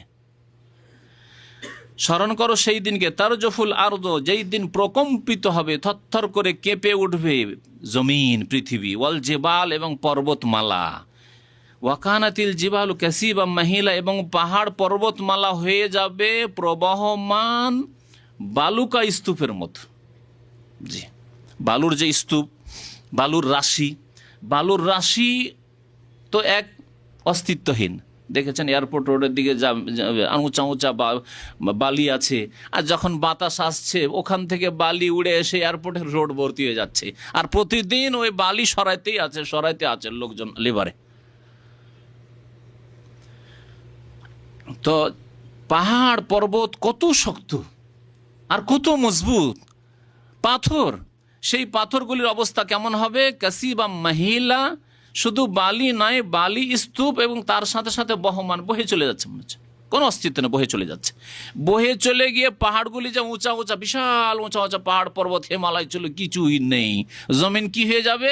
কোরআনে কারিমে যেমন বলেছেন সমতল, কান সাফসাফা, একেবারে সাদা আর সমতল হয়ে যাবে। লা তারা ফিহা ইওয়াজাম ওয়ালা আমাতা, না উঁচা আছে না নিচা আছে, সব কিছু দেখা যাবে। আল্লাহ পাক এরকম জমিন সৃষ্টি করবেন। এই জমিন ধ্বংস করার পরে তারপরে সেখানে এই জন্য সকলকে দেখতে পাবে কিয়ামতের দিনে, একে অপরকে, কোটি কোটি মানুষ হাসরের মাঠে সকলকে দেখবে। ইন্না আরসালনা ইলাইকুম রাসূলান শাহিদান আলাইকুম কামা আরসালনা ইলা ফিরআউনা রাসূলা। তারপরে আল্লাহ পাক রব্বুল আলামিন বলছেন আরবদেরকে প্রথম সম্বোধন, কারণ নবী সাল্লাল্লাহু আলাইহি ওয়াসাল্লাম আরবদের মাঝে এসেছেন, মক্কা এসেছেন, আর তারপরে সম্বোধন সারা বিশ্বের মানুষকে। আল্লাহ বলছেন কি, ইন্না আরসালনা ইলাইকুম রাসূলা, নিশ্চয় আমি তোমাদের মাঝে একজন রাসূল প্রেরণ করেছি। তার নাম কি? মুহাম্মদ সাল্লাল্লাহু আলাইহি সাল্লাম, শাহেদান আলাইকুম, যিনি তোমাদের ওপর সাক্ষী স্বরূপ, সাক্ষী করে পাঠিয়েছে।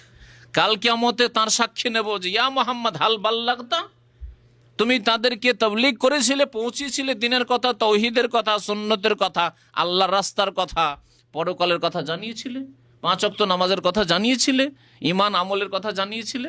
হাল বাল্লাগত, তোমাদের বিরুদ্ধে তিনি সাক্ষী দেবে, হ্যাঁ আল্লাহ পৌঁছিয়ে দিয়েছে, আল্লাহ পৌঁছে দিচ্ছি। এদেরকে পৌঁছেছে, হ্যাঁ পৌঁছে দিচ্ছি, এরা অস্বীকার করেছে, আল্লাহ মানেনি, এরা শোনেনি।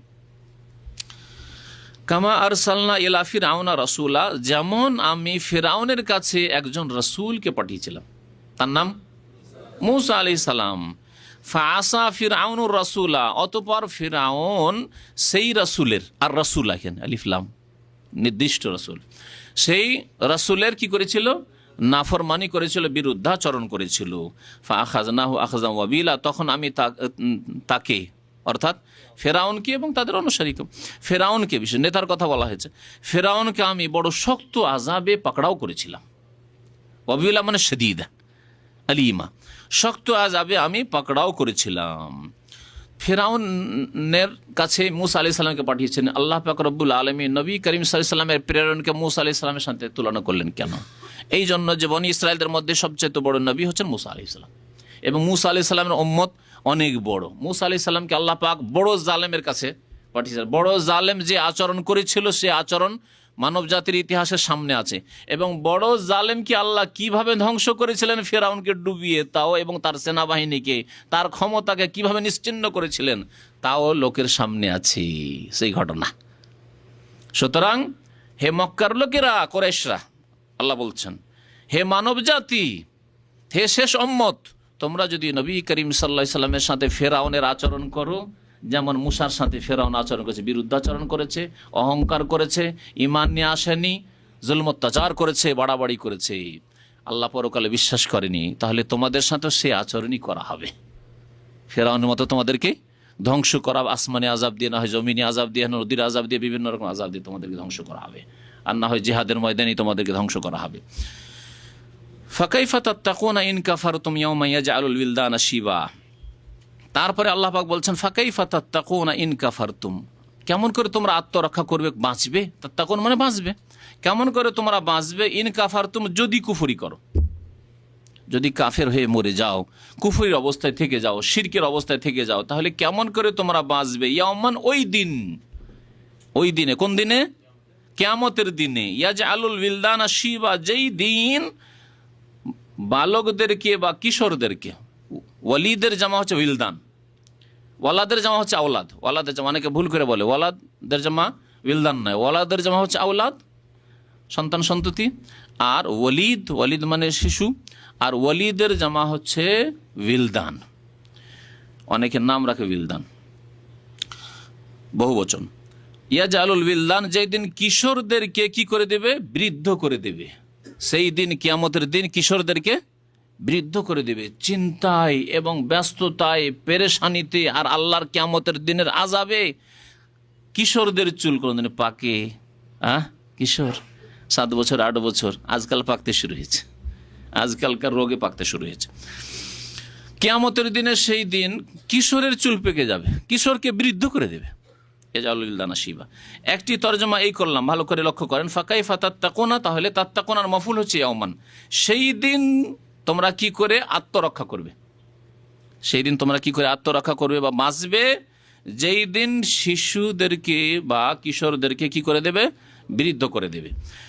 তাহলে এখানে তাত্তাকুনার মফুল হচ্ছে ইয়াওমান, আর ইন কাফারতু, যদি তোমরা কুফরি করে মরো, কুফরির অবস্থা যদি মরে যাও তাহলে। আর কেউ কেউ বলেছিলেন না, ইন কাফারতুমের মফুল হচ্ছে ইয়াওমান, ফাকাইফা তাত্তাকুন, তাহলে অর্থ কি হবে? কেমন করে তোমরা বাঁচবে আল্লাহর আযাব থেকে? ইন কাফারতুম ইয়াওমান, সেই দিনকে যদি অস্বীকার করো, সেই দিনকে যদি অস্বীকার করো, সেই দিন থেকে বাঁচো এর কথা নয়, সেই দিন অস্বীকার করো, যেই দিন কিশোরদেরকে কি করে দেবে? বৃদ্ধ করে দেবে। আসসামাউ মুনফাতিরুন বিহি, যেই দিন আসমান বিদীর্ণ হয়ে যাবে, আসমান চূর্ণ বিচূর্ণ ভেঙে পড়বে। ইযা আসসামাউন ফাতারাত আসসামাউ মুনফাতিরুন বিহি কানা ওয়াদুহু মাফউলা, এবং আল্লাহ পাকের প্রতিশ্রুতি ওয়াদার বাস্তবায়ন হবে। মাফউল, ফাআলা ইয়াফআলু থেকে মাফউল, ইসম মাফউল, কানা ওয়াদু আল্লাহর ওয়াদা কৃত হবে, মানে কি বাস্তবায়িত হবে। আল্লাহর ওয়াদা, আল্লাহর প্রতিশ্রুতি সেদিন বাস্তবায়িত হবে। ইন্না হাযিহি তাযকিরা, নিশ্চয় এই কোরআনে কারীম, নিশ্চয় এই সূরা, বিশেষ করে এই সূরায় যা কিছু বর্ণনা করা হলো, তাযকিরা উপদেশ, উপদেশ আল্লাহর পক্ষ থেকে। তাযকিরা, টিকিটকে তাযকিরা কেন বলে? আজকাল টিকিটকে তাযকিরা বলছে না, তাযকিরা, কারণ এটা আপনাকে বাঁচাবে, রক্ষা করবে, না হলে ধরা খাবেন টিকিট না থাকলে। ইন্না হাযিহি তাযকিরা, নিশ্চয় এ হচ্ছে উপদেশ, এ হচ্ছে তোমাকে স্মরণ করিয়ে দেওয়ার বাণী, স্মরণ করিয়ে দিচ্ছে তোমাকে। ফামান শাআ ইত্তাখাযা ইলা রাব্বিহি সাবিলা, সুতরাং যেই ব্যক্তি চাইবে সে তার রবের দিকে পথ নিক। আল্লাহ কি বললেন? যে চাইবে এখন রবের দিকে পথ নিক। এখানে একটা গুরুত্বপূর্ণ বিষয় বলছি, ভালো করে শোনেন, এদিক ওদিক মন না দিয়ে। তকদিরের কথা, তকদির আল্লাহ পাক রব্বুল আলামিন লিখে রেখেছেন, কারণ আল্লাহ ভবিষ্যৎ সবকিছু জানেন যে কি হবে না হবে, কার আপনি কি করবেন, আমি কি করব, শেষ পর্যন্ত, এবং শেষ পর্যন্ত কি হবে আল্লাহ পাক সবকিছু জানেন না, জানেন না? যখন জানেন, অগ্রিম আল্লাহ রেজাল্ট লিখে রেখেছেন আমার আপনার, এর নাম তকদির। তকদির লিখে রাখা মানে এক শ্রেণীর অল্প বিদ্যাওয়ালা লোকেরা, অথবা যাদের অন্তরে ওয়াসওয়াসা, শয়তান ওয়াসওয়াসা দেয় বা সংশয় সৃষ্টি করে, তাদের অনেক সময় সংশয় সৃষ্টি হয়। আল্লাহ পাক তকদিরও লিখে রেখেছেন এবং আল্লাহ ঘোষণা করছেন যে ফামান শাআ ইত্তাখাযা ইলা রাব্বিহি সাবিলা, তোমাদের মধ্যে যে চাইবে এখন আল্লাহর রাস্তা নিক। তাহলে বোঝা গেল যে আমাদের আল্লাহর রাস্তা নেওয়ার মতো স্বাধীনতা, ইচ্ছার ক্ষমতা আছে, দেওয়া আছে। ফামান শাআ ইত্তাখাযা ইলা রাব্বিহি সাবিলা। আর এটা আমরা হাড়ে হাড়ে টের পাচ্ছি না, টের পাই না, আমরা বুঝতে পারি না। যেখানে স্বাধীন হয়ে বসে আছি আমি, ইচ্ছা করলে এক্ষুনি উঠে যেতে পারি, আপনারা বসে আছেন, ইচ্ছা করলে এক্ষুনি সব উঠে যেতে পারেন, স্বাধীনভাবে তাহলে বসে আছেন। ওইভাবে স্বাধীনভাবে নামাজ পড়তে যাচ্ছেন, কেউ বেঁধে না।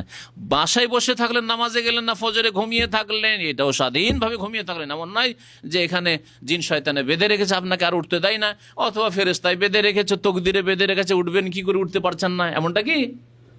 তাহলে বোঝা গেল যে তাকদীর লিখা মানে এই নয় যে আপনার কর্মের রাস্তা বন্ধ করে দিয়েছে, না, কর্মের রাস্তা খোলা আছে। এর আগে বলেছি, এ মালু, নবী সাল্লাল্লাহু আলাইহি ওয়াসাল্লাম সাহাবাদেরকে কি বললেন? তোমরা আমল করো, কর্ম করো, ফাকুল্লুন মুয়াসসারুন লিমা খুলিকা লাহু, যার জন্য সৃষ্টি করা হয়েছে, যেই পরিণাম তোমার আছে সেটা তোমার জন্য সহজ হয়ে যাবে, সহজ হয়ে যাবে। সহজ পথ নাও। ফামান শাআ ইত্তাখাযা ইলা রাব্বিহি সাবিলা, শয়তানের দিকে রাস্তা না নিয়ে রবের দিকে রাস্তা নাও, রবের দিকে রাস্তা নাও। আজান হচ্ছে হাইয়া আলাস সালাহ, মসজিদ থেকে ধ্বনি আসছে, মসজিদের দিকে রাস্তা না নিয়ে শয়তান আজান হলে কি করে? পালায়, পাততে পাততে পালায়। আপনি ওই রকম পালাচ্ছেন কেন? ঘরে দিয়ে উঠছেন, দোকান বন্ধ করে দিয়ে ভিতরে ঢুকে থেকে যাচ্ছেন, হ্যাঁ, বিল্ডিং এ গিয়ে উঠলেন, পাকশাক শুরু করে দিলেন কেন? আপনি নিজের ইচ্ছায় করেন। ফামান শাআ ইত্তাখাযা ইলা রাব্বিহি সাবিলা, যে চাইবে রবের রাস্তা নিক, আর যে চাইবে শয়তানের রাস্তা নিক, জাহান্নামে যাক। আল্লাহ পাক তাদের স্বাধীনতা দিয়েছেন, তাকদীরও লেখা আছে এবং আল্লাহ পাক স্বাধীনতা দিয়েছেন। আর মানুষের স্বাধীনতা আল্লাহ পাক রব্বুল আলামিনের স্বাধীনতার আওতাভুক্ত। ওয়া মা তাশাউনা ইল্লা আন ইয়াশা আল্লাহু রব্বুল আলামিন। স্বাধীনতা আমাদের আল্লাহ পাক দিয়েছেন, কিন্তু আল্লাহ পাকের স্বাধীনতার বিরুদ্ধে আমরা যেতে পারি, আল্লাহ পাক রব্বুল আলামিনের ইচ্ছার বিরুদ্ধে আমরা যেতে পারি। সুতরাং আল্লাহ পাক রব্বুল স্বাধীনতার আওতাতে আছে। কারণ যদি কেউ মনে করে যে আমার স্বাধীনতা আছে, এত স্বাধীনতা যে আল্লাহ ইচ্ছা না করলে আমি চলে যেতে পারি, তাহলে আল্লাহ তার কাছে অক্ষম হয়ে যায়। হ্যাঁ, ওমা কান আল্লাহু লিইউজিজাহু মিন শাই, আল্লাহ পাককে কেউ অক্ষম করতে পারে না। ওয়ান্না জানান্না আল্লাহ নজিজ আল্লাহ ফিল আরদ, পৃথিবীতে আল্লাহ পাক রব্বুল আলামিনকে আমরা পরাস্ত করতে পারি না, হারাতে পারি না, অপারগ করতে পারি না। আল্লাহ সর্বশক্তিমান। সুতরাং আল্লাহ পাক রব্বুল ইচ্ছার আন্ডারে আমরা আছি। ঠিক ওই রকমই যেমন আমাদের প্রত্যেকের ভিটে মাটি আছে, জমি জায়গা আছে, কিন্তু আমাদের উপরে আবার সরকার গোটা দেশের মালিক হয়ে বসে আছে, না নেই? আপনি বলবেন যে আপনার ওই বাড়ি বা আপনার ওই গ্রামটার মালিক সরকার নয়? হ্যাঁ, সরকারের স্বাধীনতা বা ক্ষমতার আওতাভুক্ত আপনি নন? অবশ্যই। তাহলে দুনিয়ার ছোট একটা মানুষ, 3.5 হাতের মানুষ, আপনার চাইতে দুর্বল, হয়তো রুগী, আর সে নেতা হয়ে গেছে, সেজন্য মনে করছে রে আমার উপরে আছে রে। হ্যাঁ, তাহলে আল্লাহ পাক রব্বুল বিশ্বজাহানের মালিক, রব্বুস সামাওয়াতি ওয়াল রব্বুল মাশরিক ওয়াল মাগরিব, যিনি সব কিছুর মালিক, তার ইখতিয়ার আপনার উপর নেই, তার ক্ষমতা আপনার উপর নেই, আছে, কিন্তু আপনাকে আল্লাহ স্বাধীনতা দিয়েছে।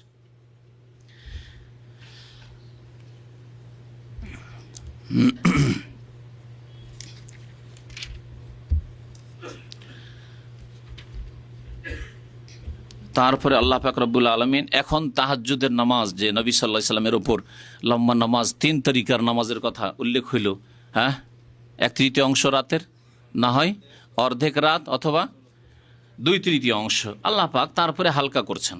ইন্না রাব্বাকা ইয়ালামু, বলছেন হে নবী, আপনার রব, তোমার রব ভালো করেই জানছেন, আন্নাকা তাকুমু আদনা মিন সুলুসাইল লাইল, যে তুমি কিয়াম করো, তাহাজ্জুদ পড়ো 2/3 অংশ রাতের কাছাকাছি, বা আনুমানিক 2/3 অংশ রাতের। আদনা মানে আনুমানিক, কাছাকাছি। ওয়ানিসফাহু, এবং অর্ধেক রাত। ওয়াসুলুসাহু, এবং 1/3 অংশ। এইরকম তুমি তাহাজ্জুদ পড়ো। ওয়া তায়ফাতুম মিনাল্লাযিনা মাআক, এবং তোমার সাথে যারা আছে সাহাবীরা, তাদেরও এক দল এই তাহাজ্জুদ পড়ে। তাহলে বোঝা গেল যে সাহাবায়ে কেরামদের বড় একটি দল নবী করিম সাল্লাল্লাহু আলাইহি ওয়াসাল্লামের দেখা দেখি সুন্নতের অনুসরণে তাহাজ্জুদ, যদিও তাহাজ্জুদ ওয়াজিব নয় উম্মতের উপর, তাহাজ্জুদ তারা আদায় করতেন। ওয়া তায়ফাতুম মিনাল্লাযিনা মাআক, সকলের পক্ষে তাহাজ্জুদ পড়া সম্ভব নয়, কিন্তু আমাদের মধ্যে অল্প কিছু লোক হইতে হবে। আর আপনার 5 ভাই আছেন, তার মধ্যে একজন যেমন আলেম হয়েছেন, তাহাজ্জুদ পড়ার চেষ্টা করেন, ইবাদত বন্দেগীর চেষ্টা করেন, নফল কিছু আল্লাহর সাথে নির্জনে রাতের অন্ধকারে সম্পর্ক কায়েমের চেষ্টা করেন। ঠিক আছে, এতদিন পারলেন না, 30 বছর পর্যন্ত পারলেন না, এখন 40 কাছাকাছি চলে আসছে, এখন শেষ জামানা, কিছু করেন। এমনিও যদি আপনি বয়স ধরেন যে আপনার 60 আছে, তারপরে জামানা শেষ হয়ে আসছে, আপনার সময় শেষ হয়ে আসছে, সুতরাং তাহাজ্জুদের চেষ্টা করেন। যৌবনকালে পারেননি, এখন ছেলে মেয়ে বড় হয়ে গেছে, করেন, তাহাজ্জুদের চেষ্টা করেন আপনি। আল্লাহ পাক যেন আমাদেরকে তৌফিক দান করেন।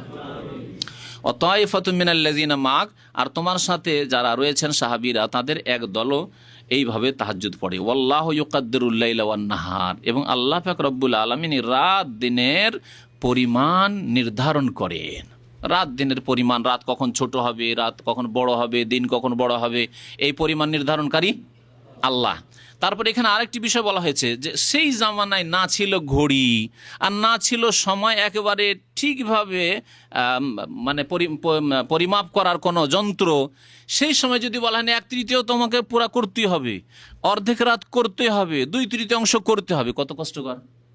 আজকাল সহজ, ঘড়ি দেখে ভাগ করে নিবে, রাতকে ভাগ করে নিয়ে 1/3, হাফ, 2/3 ইত্যাদি করে দিলেন আপনি, 2/3 অংশ, অর্ধেক, 1/3 অংশ করে দিলেন। কিন্তু সেই জামানায় বড় মুশকিল ছিল। তাই আল্লাহ পাক বলছেন যে দেখো, এইভাবে হিসাব করে ইবাদতবন্দি করা একটা মুশকিল কাজ, সুতরাং আল্লাহ তোমাদের জন্য হালকা করছেন। আলেমা আল্লান তুহসু, আল্লাহ ভালোই করে জানছে যে তোমরা তার হিসাব রাখতে পারবে না। কতক্ষণ হইল, 1/3 অংশ হইল না 2 ঘন্টা হইল না 3 ঘন্টা হইল, হিসাব রাখা মুশকিল বিনা ঘড়িতে সেই জামানায়। ফাতাবা আলাইকুম, সুতরাং আল্লাহ তোমাদের তওবা কবুল করছেন, আল্লাহ তোমাদের দিকে ফিরছেন। তাবা মানে ফিরাও হয়, আল্লাহ তোমাদের দিকে ফিরছেন মানে রহমতের দৃষ্টি দিচ্ছেন। সুতরাং কি করো, ফাকরাউ মা তায়াসসারা মিনাল কোরআন, কোরআন থেকে যা সহজ তাই পাঠ করো। এখানে কোরআন বলে, কিরাত বলে নামাজকে উদ্দেশ্য করা হয়েছে, নামাজকে উদ্দেশ্য করা হয়েছে। ফাকরাউ মা তায়াসসারা মিনাল কোরআন মানে যতটা নামাজ পড়ার এবং নামাজ যতটা তেলাওয়াত করার তা করো। আর তার সাথে সাথে কোরআনের যা সহজ হয়, যে সূরা সহজ সেটাও পড়ো, সেটা অর্থ এখানে আছে। ফাকরাউ মা তায়াসসারা মিনাল কোরআন, কোরআন থেকে যা সহজ সাধ্য তাই তোমরা তেলাওয়াত করো, যতটুকু। 1/3 অংশ পুরা করতে হবে, অর্ধেক পুরা করতে হবে, বা 2/3 অংশ পুরা করতে হবে না, এমন কিছু না, হালকা করে দিয়েছেন আল্লাহ পাক। আলেমান, আচ্ছা, তারপরে আল্লাহ পাক কারণও বয়ান করছেন যে কেন আমি হালকা করলাম। লাজেম 3 ঘন্টা অবশ্যই তোমাকে তাহাজ্জুদ পড়তে হবে হে নবী, 4 ঘন্টা তাহাজ্জুদ পড়তে হবে, 5 ঘন্টা, 6 ঘন্টা তাহাজ্জুদ পড়তে হবে, কেন করলাম না, কেন হালকা করলাম? 3টি কারণ আল্লাহ পাক উল্লেখ করেছেন, আর বাকি কারণগুলি তার মধ্যে চলে আসবে। আল্লাহ বলছেন আলেমা আন সায়াকুনু মিনকুম মারদা, আল্লাহ ভালোই করে জানছেন যে তোমাদের মধ্যে কিছু লোক অসুস্থ হতে পারে। অসুস্থ লোক 4 ঘন্টা কি করে তাহাজ্জুদ পড়বে, 3 ঘন্টা কি করে তাহাজ্জুদ পড়বে, 1/3 অংশ। সুতরাং যথাসাধ্য, অসুস্থ ঠিক আছে, আধা ঘন্টা 1 ঘন্টা, অল্প কিছু। একটি কারণ হচ্ছে অসুস্থ হওয়া, কেউ অসুস্থ হইতে পারে, সুতরাং আল্লাহ সময় নির্ধারণ করে দিলেন না যে ওই 3 রকমের একরকম তাহাজ্জুদ হইতে হবে, বরং যতটা পারো তাহাজ্জুদ পড়ো। আর আরেকটি কারণ হচ্ছে হালকা করার, ওয়া আখারুনা ইয়াযরিবুনা ফিল আরদি ইয়াবতাগুনা মিন ফাদলিল্লাহ, আর কিছু লোকেরা রয়েছেন যারা ইয়াযরিবুনা ফিল আরদি মানে ইউসাফিরুনা ফিল আরদ, দারাবা মানে শুধু মারা হয় না। আর সাধারণ মানুষ দারাবা মানে কি জানেন, মার দেওয়া, যারা মানে মারা হয়, যারা মানে সফর করে, এখানে সফরের অর্থে আছে। হ্যাঁ, আর জারাবা মানে দৃষ্টান্ত বয়ান করা, উদাহরণ বয়ান করা। জারাবাল্লাহু মাসালান, আল্লাহ দৃষ্টান্ত বয়ান করেছেন, বয়ান করার অর্থে। তিন অর্থে কোরআন কারিমে দারাবা ব্যবহার হয়েছে। ওয়া আখারুনা ইয়াদরিবুনা ফিল আরদ, আর কিছু লোকের রয়েছে যারা জমিনে পৃথিবীতে কি করে, ভ্রমণ করে, সফর করে। কি উদ্দেশ্যে? ইয়াবতাগুনা মিন ফাদলিল্লাহ, আল্লাহর অনুগ্রহ, রুজি রিজিক সন্ধান করার জন্য, ব্যবসা বাণিজ্যের জন্য এসেছে বা চাকরির জন্য এসেছে, সফরে আছে, ওই সময় যদি তাহাজ্জুদ পড়া জরুরি হয় 1/3 পারবে। সেই জন্য এটাও একটা কারণ তাহাজ্জুদকে হালকা করে দেওয়া। ঠিক আছে, সফরে আছো, তাহাজ্জুদ না পড়লেও তুমি বাড়িতে যদি পড়া অভ্যাস থাকে, তাহলে ওই যে সফরে যে কদিন থাকলেন তার নেকি আপনি তাহাজ্জুদের পেতে থাকবেন। যেমন নবী করিম সাল্লাল্লাহু আলাইহি ওয়াসাল্লাম বলেছেন, কোনো ব্যক্তি যদি অসুস্থ হয়ে যায় অথবা সফর করে আর তার অভ্যাস ছিল তাহাজ্জুদ পড়ার, তাহলে যতদিন সে সফরে থাকবে, যতদিন সে অসুস্থ থাকবে, ততদিন তাহাজ্জুদের নেকি পেতে থাক। মা কানা ইয়ামালু সাহিহান মুকিমান, সুস্থ অবস্থায় এবং মুকিম অবস্থায় যে আমলগুলি করতো সেই আমলগুলি সব নাকি ও সফর অবস্থায় আর অসুস্থ অবস্থায় পেতে থাকবে ইনশাআল্লাহ তাআলা। আল্লাহ যেন আমাদেরকে তৌফিক দান করেন। তৃতীয় কারণ আল্লাহ বয়ান করছেন, ওয়া আখারুনা ইউকাতিলুনা ফি সাবিলিল্লাহ, আর কিছু লোকেরা আছে যারা আল্লাহর রাস্তায় জিহাদ করবে, সংগ্রাম করবে।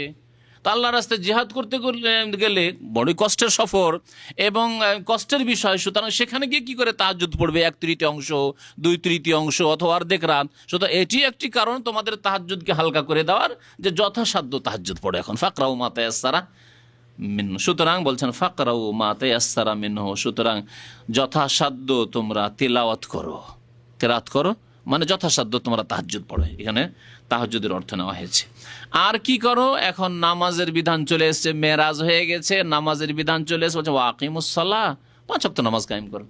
তাহাজ্জুদ যদি নাও পড়তে পারো, অসুস্থতার কারণে, সফরের কারণে, ব্যবসা বাণিজ্যের ব্যস্ততার কারণে, চাকরি ডিউটির কারণে, এগুলি তার মধ্যে চলে আসবে। রুজি রিজিক হাসিল করা, অথবা আল্লাহর রাস্তায় জিহাদের কারণে, অথবা দাওয়াতের কারণে, দাওয়াতের কাজে, দিনের দাওয়াতের স্বাদ, মানুষকে সঠিক রাস্তা দেখার জন্য এত ব্যস্ত আপনি থাকেন যে ক্লান্ত হয়ে পড়েন, তারপরে আপনার পক্ষে তাহাজ্জুদ পড়া হয়তো সম্ভব হয় না। তবে মনে রাখবেন যে দুটোকে জমা করার চেষ্টা করবেন। সাদ্দিদু ওয়া কারিবু, কিছু তাহাজ্জুদের অংশ থাক আর কিছু দাওয়াতের অংশ থাক। আল্লাহর দিনের জন্য দাওয়াত দিচ্ছেন, যখন আপনি সূরা মুদ্দাসসিরের আমল দাওয়াত দিচ্ছেন, ওটা যেমন এবাদত আপনার নেকি, তেমনি আপনার ব্যক্তি জীবনে রাতের অন্ধকারে এবাদতের কিছু অংশ আপনার রাখার চেষ্টা করেন, যাতে তাহাজ্জুদও থাকে। এমন নয় যেমন একশাইন আলেমরা আছে, মাদ্রাসার বড় বড় শিক্ষক, সাইকুল হাদিস অথবা হাদিস পড়াচ্ছে, ফিকহ পড়াচ্ছে, তাফসীর পড়াচ্ছে, নফল ইবাদত বন্দেগী নাই, ঘাটতি এটি। আর এক শ্রেণীর লোকের আছে তাহাজ্জুদে তো মাশাআল্লাহ খুব ভালো, কিন্তু এলেম নাই, এলেম চর্চা নেই, এলেমকে বাড়াবার চেষ্টা করলো না। মাদ্রাসার ছাত্র এইরকম অবস্থা, কিছু ছেলে আছে খুব দিনদার পরেশগার, কিন্তু পড়াশোনায় ভালো না, মেহনত করে না। আবার কিছু ছেলে আছে পড়াশোনায় মেধাশক্তি মাশাআল্লাহ ভালো, ভালো রেজাল্ট, ফলাফল, কিন্তু নামাজ ফরজটাই কোনো রকম টেনে টেনে পড়ে হয়তো, আর বাকি কোনো নফল ইবাদত বন্দেগীর জন্য যত্নবান নয়। না, এইরকম হলে চলবে না, দুটোকে জমা করার চেষ্টা করতে হবে। সূরা মুজাম্মিলের শিক্ষা এবং সূরাতুল মুদাসসিরের শিক্ষা, দুটোকে যদি আমরা জমা করি, ব্যক্তি জীবনের ঈমান আমলকে উন্নত করার চেষ্টা করব এবং আমরা অন্যদের কি করে উপকৃত করতে পারি সহি দাওয়াতের মাধ্যমে, সঠিক শিক্ষা দেওয়ার মাধ্যমে, কোরআন এবং হাদিসের প্রসারের মাধ্যমে, সেটারও আমরা চেষ্টা করব। আল্লাহ পাক যেন তৌফিক দান করেন। ফাকরাউ মা তায়াসসারা মিনহু, যা সহজ সাধ্য তোমাদের জন্য তাই তেলাওয়াত করো, মানে যতটা তোমাদের তাহাজ্জুদ পড়া সম্ভব তাই পড়ো। ওয়া আকিমুস সালাহ, এবং 5 ওয়াক্ত নামাজ কায়েম করতে থাকো। ওয়া আতুজ যাকাত, এবং যাকাত প্রদান করো, যাকাত প্রদান করো। এই সূরা মুজাম্মিল হচ্ছে মক্কি সূরা, আগে বলেছি যে মক্কায় নাযিল হয়েছে। যাকাতের হুকুম তাহলে মক্কায় নাযিল হয়েছে না মদিনায়? আয়াত দিয়ে বলে দিলেন, তাই না? যেহেতু আয়াত এসছে মক্কি সূরাতে, এই ক্ষেত্রে ইখতিলাফ আছে বড়, তাফসীরকারদের বড় ইখতিলাফ আছে, যাকাত মক্কায় নাযিল হয়েছে না মদিনায় নাযিল হয়েছে। আর এই দুই ইখতিলাফের দুটি উক্তি হয়ে গেল, একদল বলছে মক্কায় আর একদল বলছে মদিনায়, আর মধ্যখানে সমন্বয়, এই দুই উক্তির মাঝে সমন্বয়, সেটি হচ্ছে সঠিক। শুনে রাখেন, সেটা হচ্ছে যে সার সংক্ষেপে জাকাতের হুকুম মক্কায় চলে এসেছিল, আতুজ জাকাত শুধু, কিন্তু জাকাতের নেশাব, কোন কোন বস্তুতে জাকাত আছে, স্বর্ণে, চাঁদিতে, খাদ্যদ্রব্যে, এই আয়াতগুলি মদিনার আয়াত। সুতরাং জাকাতের তফসির এইরকমই নবী সাল্লাল্লাহু আলাইহি হাদিসে যে নেশাব আছে, ছাগলের নেশাব কত, গরুর নেশাব কত, উটের নেশাব কত, চাঁদির নেশাব কত, স্বর্ণের নেশাব কত, কিসে কিসে জাকাত, কতটা পরিমাণ হলে ইত্যাদি, এসব যে কতটা লাগবে 2.5%। আবার ওসর, আর যদি খাদ্যদ্রব্য হয় বিনা সেচের তাহলে 10 মণে 1 মণ, আর যদি সেচ করা হয় যাতে কষ্ট করতে হচ্ছে, খরচ করতে হচ্ছে, তাহলে 20 মণে 1 মণ, নিসফুল ওসর। এই সব মাসলা মাসাইলগুলি তফসিল কোথায় নেমেছে? মদিনায় নাজিল হয়েছে। তাহলে 2 একটি যে তাফসীরকারদের বা মুহাদ্দিসিনদের উক্তি আছে, তার মধ্যে আইমায়ে কেরামদের উক্তির সমন্বয় হয়ে যাবে। যাকাত সংক্ষেপে হুকুম নাযিল হয়েছে মক্কায়, আর বিস্তারিত বিধিবিধান মাসলা মাসাইল নাযিল হয়েছে মদিনায়। এই জন্য সাহাবায়ে কেরাম আমল শুরু করেছে যাকাতের উপর মদিনায় এসে। ওয়া আতুজ যাকাত। আর একটি বিষয় এখানে আরো উল্লেখ করার, যে আল্লাহ পাক রব্বুল একটু আগে বললেন যে তোমরা তাহাজ্জুদ কায়েম করতে পারবে না, তার ওজরের মধ্যে একটি ওজর হচ্ছে যে তোমরা হয়তো আল্লাহর রাস্তায়, তোমাদের মধ্যে কিছু লোক আছে ওয়া আখারুনা ইউকাতিলুনা ফি সাবিলিল্লাহ, আল্লাহর রাস্তায় জিহাদ করবে। প্রশ্ন আবার উঠে যে মক্কা থেকে জিহাদ নাজিল হয়েছিল? মক্কাতে জিহাদের হুকুম নাজিল হয়েছিল? বরং নিষেধ ছিল। মক্কাতুল মুকাররমায় যখন মুসলিমরা কমজোর দুর্বল ছিলেন, তখন অস্ত্র ধারণ করা, বল প্রয়োগ করা, জালেমদের বিরুদ্ধে, জালেম জুলুম করছে, মার খাচ্ছ, মার খেয়ে থাকো, মারছে তুমি মারিও না, এ হুকুম ছিল। উটের ভুড়ি চাপিয়ে যখন দিল মক্কার কাফেররা, তখন একজনও সাহাবী কি ছিলেন না যে কমপক্ষে যদি সরাসরি গিয়ে না মারতে পারি তো পিছন দিক থেকে গিয়ে আঘাত করে মেরে দেবো, আত্মঘাতী হামলা করে দেবো, অথবা মেরে দিয়ে টান দেবো, পালিয়ে যাবো এখান থেকে? পারতেন না? পারতেন, কিন্তু কেন করেননি? একটি কোন নজির আছে যে মক্কায় কোন সাহাবী কোন কাফের গায়ে হাত দিয়েছেন? কোনো কাফের গায়ে হাত দেননি। মদিনায় এসে বদর, ওহদ, খন্দক, খায়বার, মুতা, তবুক এগুলি হয়েছে। রহস্য কি ছিল বলেন? একজনকে যদি মারা হইতো, দেখেন দেখতে হবে, যেন লাভ লস দেখতে হবে। আজকাল এক শ্রেণীর লোকেরা একটু কিছু শিখলেই ও লাফাতে শুরু করছে। লাভ লস দেখতে হবে যে এখানে আবু জাহালকে যদি মেরে দিই, আবু জাহাল না মিটিং করে হুকুম দিয়েছে, যাতরে কে পারবে যে ওই উটের ভুড়িটা ওখানে পড়ে আছে উঠিয়ে নিয়ে গিয়ে, কে ওই মোহাম্মদ দেখো নামাজ পড়ছে, ওর ঘাড়ের ওপর কে চাপিয়ে আসতে পারবে? উকবা বিন আবি মুআইত বলছে আশকাল কম বদবখত, বলছে যে আমি পারবো, চললো। ওই সময় যদি আবু বকর, ওমর বা যারা ইসলাম গ্রহণ করেছিলেন, তারা যদি কেউ একজন গিয়ে ওই আবু জাহালকে মেরে দিত, বা উকবাকে মেরে দিত, যে উটের ভুড়ি চাপিয়েছিল ওকেই মারতো, তুই সরাসরি অন্যায় তোকে মারবো, অথবা যে হুকুম করেছে, মিটিং পাস করেছে তাকে মারবো, তাহলে অবস্থাটা কি হইতো? যে কজন মুসলিম আছে সবকে ধরে ধরে জবাই করে দেওয়া হয়তো, সাপ রাসূলুল্লাহ সাল্লাল্লাহু আলাইহি ওয়াসাল্লামকে শেষ করে দেওয়া হয়তো, সবকিছু শেষ করে দেওয়া হয়তো। তাহলে আর বদর, ওহর আর মক্কা বিজয়ের স্বপ্ন দেখতে হইতো না, আর মদিনা ইসলামিক স্টেট কায়েম হবে এর স্বপ্ন দেখতে হইতো না, সব শেষ হয়ে যেত। আজকে সবসময় এই চিন্তা করবেন যে কখনো জেহাদের নামে সামান্য কিছু শিখেছেন আর তারপরে লাফাইতে শুরু করলেন, আর আপনি একটু সামান্য কিছু করে অসংখ্য মানুষের, মুসলিম ভাইদের ক্ষতি করে, দিনদার ভাইদের ক্ষতি করলেন, এবং ইসলামের ক্ষতি করে ইসলামকে আরও কি করলেন? ইসলামের দাওয়াতের রাস্তা বন্ধ করে দিলেন।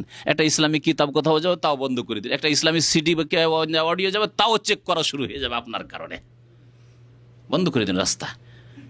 শিরক কুফরি হচ্ছে, কবর মাজারে সেজদা হচ্ছে, সেই দাওয়াত না দিয়ে আপনি মনে করলেন যে আমার গায়ে একটু শক্তি হয়েছে, দে এই কাজটা করে দে। খবরদার না, অবস্থাকে বিচার করতে হবে সবসময়। আল্লাহ পাক যেন বুঝার এবং আমল করার তৌফিক দান করেছেন। আর এইরকমই যারা জিহাদের নামে আজকালকার যেমন বিভ্রান্ত হয়েছে, এইভাবে বিভ্রান্ত হয়েছে। মক্কার অবস্থাকে যদি তারা সামনে রাখতো, তাহলে এই পরিস্থিতিতে এইরকম তারা পদক্ষেপ নিত না, যাতে গিয়ে তারা বিভ্রান্ত এবং গোমরাহ হয়েছে এবং ইসলামের ক্ষতি করেছে তারা, এবং ইসলামের শত্রুদের আরও সুযোগ করে দিয়েছে। ইসলামের শত্রুদের বলার জন্য এবং তাদের জুলম অত্যাচারের জন্য রাস্তাকে সুগম করে দিয়েছে, যে জুলম অত্যাচার তোমাদের উপর কেন করবো, তোমরা জালেম সেই জন্য, তোমরা এই করেছো সেই জন্য, এই সুযোগ করে দিয়েছে এরা। আল্লাহ পাক যেন এদের যারা বেঁচে আছে তাদের হিদায়াত করেন, আর যারা মারা গেছে আল্লাহ পাক তাদের গুনাহ খাতা মাফ করেন। তো আল্লাহ পাক রব্বুল আলামিন এখানে যে জিহাদের কথা বলেছেন মক্কায়, অথচ মক্কায় জিহাদ নিষেধ ছিল বললাম, এই মর্মে আয়াত আছে। কে বলতে পারেন হাফিজ সাহেবরা? হ্যাঁ, আলাম তারা ইলাল্লাযিনা ক্বিলা লাহুম কুফু আইদিয়াকুম ওয়া আকিমুস সালাহ। আল্লাহ বলছেন যে তুমি কি দেখনি ওদেরকে, কিল আলাহম, যাদেরকে বলা হয়েছিল মক্কার জীবনে, কুফু আইদিয়াকুম, হ্যাঁ হাতকে গুটিয়ে রাখো, কুফু আইদিয়াকুম, হাত সামলিয়ে রাখো, হাতকে গুটিয়ে রাখো, খবরদার হাত বাড়াইও না কারো দিকে, কারো গায়ে হাত দিও না, কাউকে মারিও না, মার খাও কিন্তু মারিও না, জুলুম বরদাস্ত করো কিন্তু প্রতিশোধ নিতে যেও না। কুফু আইদিয়াকুম ওয়া আকিমুস সালাহ, বাস নামাজ কায়েম করো। নামাজ পড়ো, ভুড়ি চাপাবে, নামাজ পড়ো, মারবে, রক্তাক্ত করে দেবে, কিছু অসুবিধা নেই, কিন্তু ধৈর্য ধারণ করো। ফাসবির সাবরান জামিলা ইন্নাহুম ইয়ারাউনাহু বাঈদা ওয়া নারাহু কারীবা। আল্লাহ বারবার ধৈর্যের তালকিন করেছেন এবং বলেছেন খবরদার। তাহলে কুফু আইদিয়াকুম দিয়ে নিষেধ ছিল হাত বাড়ানো কোনো কাফের জালেমের দিকে প্রতিশোধ নেওয়ার জন্য। তো আল্লাহ যে বলছেন যে ওয়াখারুনা ইউকাতিলুনা ফি সাবিলিল্লাহ, তাফসীর কারগণ বলেছেন এটি ভবিষ্যৎবাণী, এবং এতে নবী করিম সাল্লাল্লাহু আলাইহি সাল্লামের এবং কোরআনের সত্যতা প্রমাণ হয় যে এখনো জিহাদের বিধান শরীয়তে আসেনি, কিন্তু আগামীতে আসতে যাচ্ছে। আর এই কোরআনের বিধান আগামীর জন্য, সুতরাং আগামীতে যখন জিহাদ ফরজ হবে তখন তোমরা এইভাবে তাহাজ্জুদ আদায় করতে পারবে না, এত লম্বা তাহাজ্জুদ। এটা একটা কারণ তাহাজ্জুদ অত লম্বা আদায় না করতে পারার হবে। তো ভবিষ্যৎবাণী যেন করা হয়েছে যে আগামীতে জিহাদের হুকুম আসছে, মদিনায় যাবে, জিহাদের হুকুম নাজিল হয়ে যাবে। আল্লাহ পাক রব্বুল মদিনায় এসে জিহাদের হুকুম নাজিল করলেন, এবং তাও শর্ত সাপেক্ষ, যেখানে সেখানে নাই, আর যার তার জন্য নাই, শর্ত সাপেক্ষ। যেমন নবী করিম সাল্লাল্লাহু আলাইহি ওয়াসাল্লাম বলছেন ইন্নামাল ইমামু জুন্নাতুন ইউকাতালু মিন ওয়ারাইহি, ইমাম হচ্ছে তোমাদের ঢাল। ইমামকে ঢাল বলা হয়েছে, মানে রাষ্ট্রনেতাকে ঢাল বলা হয়েছে। রাষ্ট্রনেতার পেছনে থেকে যুদ্ধ করতে হবে, জিহাদ করতে হবে। ইউকাতালু মিন ওয়ারাইহি, তার পিছনে থেকে। আছে রাষ্ট্রনেতা আপনার, আমার আছে? নেই। সুতরাং প্রথম শর্ত নেই আমাদের। আল্লাহ পাক যেন বুঝার এবং আমল করার তৌফিক দান করেন। তারপরে বলছিলাম যে আল্লাহ পাক বলছেন যে ওয়া আকরিজুল্লাহ কারদান হাসানা, নামাজ কায়েম করতে থাকো, যাকাত দাও, আর আল্লাহকে উত্তম ঋণ দান করো। উত্তম ঋণ দান করো মানে নফল সাদকা খেরাত করো, নফল সাদকা খেরাত করো। আর কিছু ফরজ ব্যয় বহন আছে মাতা পিতার ক্ষেত্রে, অথবা ছোট ভাইদের ক্ষেত্রে, বোনদের ক্ষেত্রে, তালাকপ্রাপ্তা বোন, বিধবা বোন, আরও কিছু এতিমরা আছে। আখরাজুল্লাহ কারদান হাসান, দান খেরাত এক কথায়। কোনো ক্ষেত্রে ফরজ দান খেরাত, আর কোনো ক্ষেত্রে জাকাত ছাড়াও, আর কোনো ক্ষেত্রে ব্যয় বহন করা, আর কোনো ক্ষেত্রে নফল দান খেরাত। আর এ কার্জ থেকে কর্জ নেওয়া যেতে পারে, ঋণ দেওয়াও নেওয়া যেতে পারে, কারণ ঋণ দেওয়া নেকির কাজ, যেমন নবী করিম সাল্লাল্লাহু আলাইহি ওয়াসাল্লাম হাদিসে রয়েছে ওমা তুকাদ্দিমু লিআনফুসিকুম মিন খাইরিন, এবং যা কিছু তোমরা তোমাদের নিজের জন্য কল্যাণ অগ্রিম প্রেরণ করবে আল্লাহর কাছে নেকি করে পাঠাবে, নেকির খাতায় রাখবে, তাজিদুহু ইনদাল্লাহ, তা অবশ্যই পাবে কার কাছে? আল্লাহ পাকের নিকটে। এই জন্য মানুষের আসল ধন সম্পদ কোনটি? হাদিসে আছে ইয়াকুলুল আব্দু মালি, বান্দা বলে যে এটা আমার ধন, এটা আমার টাকা, এটা আমার চাকরি, এটা আমার বাড়ি, এই আমার ব্যাংক ব্যালেন্স, এ আমার জমি, এ আমার শহরের জায়গা, এই ভিটে মাটি, মালি ও হাল্লাকা মিন মালিকা, তোমার মাল আসলে নয়, ইল্লামা আকালতাফা আফনাইত, যা খেয়ে আবার বের করে দিলে আর শেষ করে দিলে। ওয়া লাবিস্তা ফাবলাইতা, এবং কাপড় নতুন নতুন ভালো ভালো কাপড়, দামি দামি কাপড় পরলে বা যেমনই পরলে, ফাবলাইতা, এবং কাপড় ছিঁড়ে শেষ করে দিলে, ফেটে গেল, ছিঁড়ে গেল। আর ওয়াতাসাদ্দাকতা ফামদাইতা, আর যদি দান খেরাত করো তাহলে সেটি অগ্রিম পাঠাইলে, ওটাই থাকলো তোমার মাল। আসলে দান খেরাত করলে ওটাই পাবে, আর বাকিগুলো কোনো কাজে লাগবে না। আর বাকি যে অংশটুকু, যেটা আপনি নিজেও খেলেন না, নিজেও পড়লেন না, আর অনেক জমি জায়গায় রেখে গেলেন, টাকা পয়সা রেখে গেলেন, কার? মালি আপনার না, মাল ওখানে ওয়ারাসাতিকা, তোমার পরে যারা থাকছে তোমার প্রতীক্ষায়। তুমি যদি বেশি বয়স হয়ে যায় তোমার, আর বৃদ্ধ হয়ে যাও, তাহলে অপেক্ষা আছে কখনই মরবে রে, এই বেটা কখন মরবে যে ভাগ পাবো, তাই না? তাহলে তোমার নয়, আসলে তোমাকে চাই না দুনিয়া, তোমার ধন সম্পদ চাই। এই জন্য তাড়াতাড়ি তুমি এখান থেকে প্রস্থান করো, ডিপারচার করো, ইন্তজারে আছে ওরা।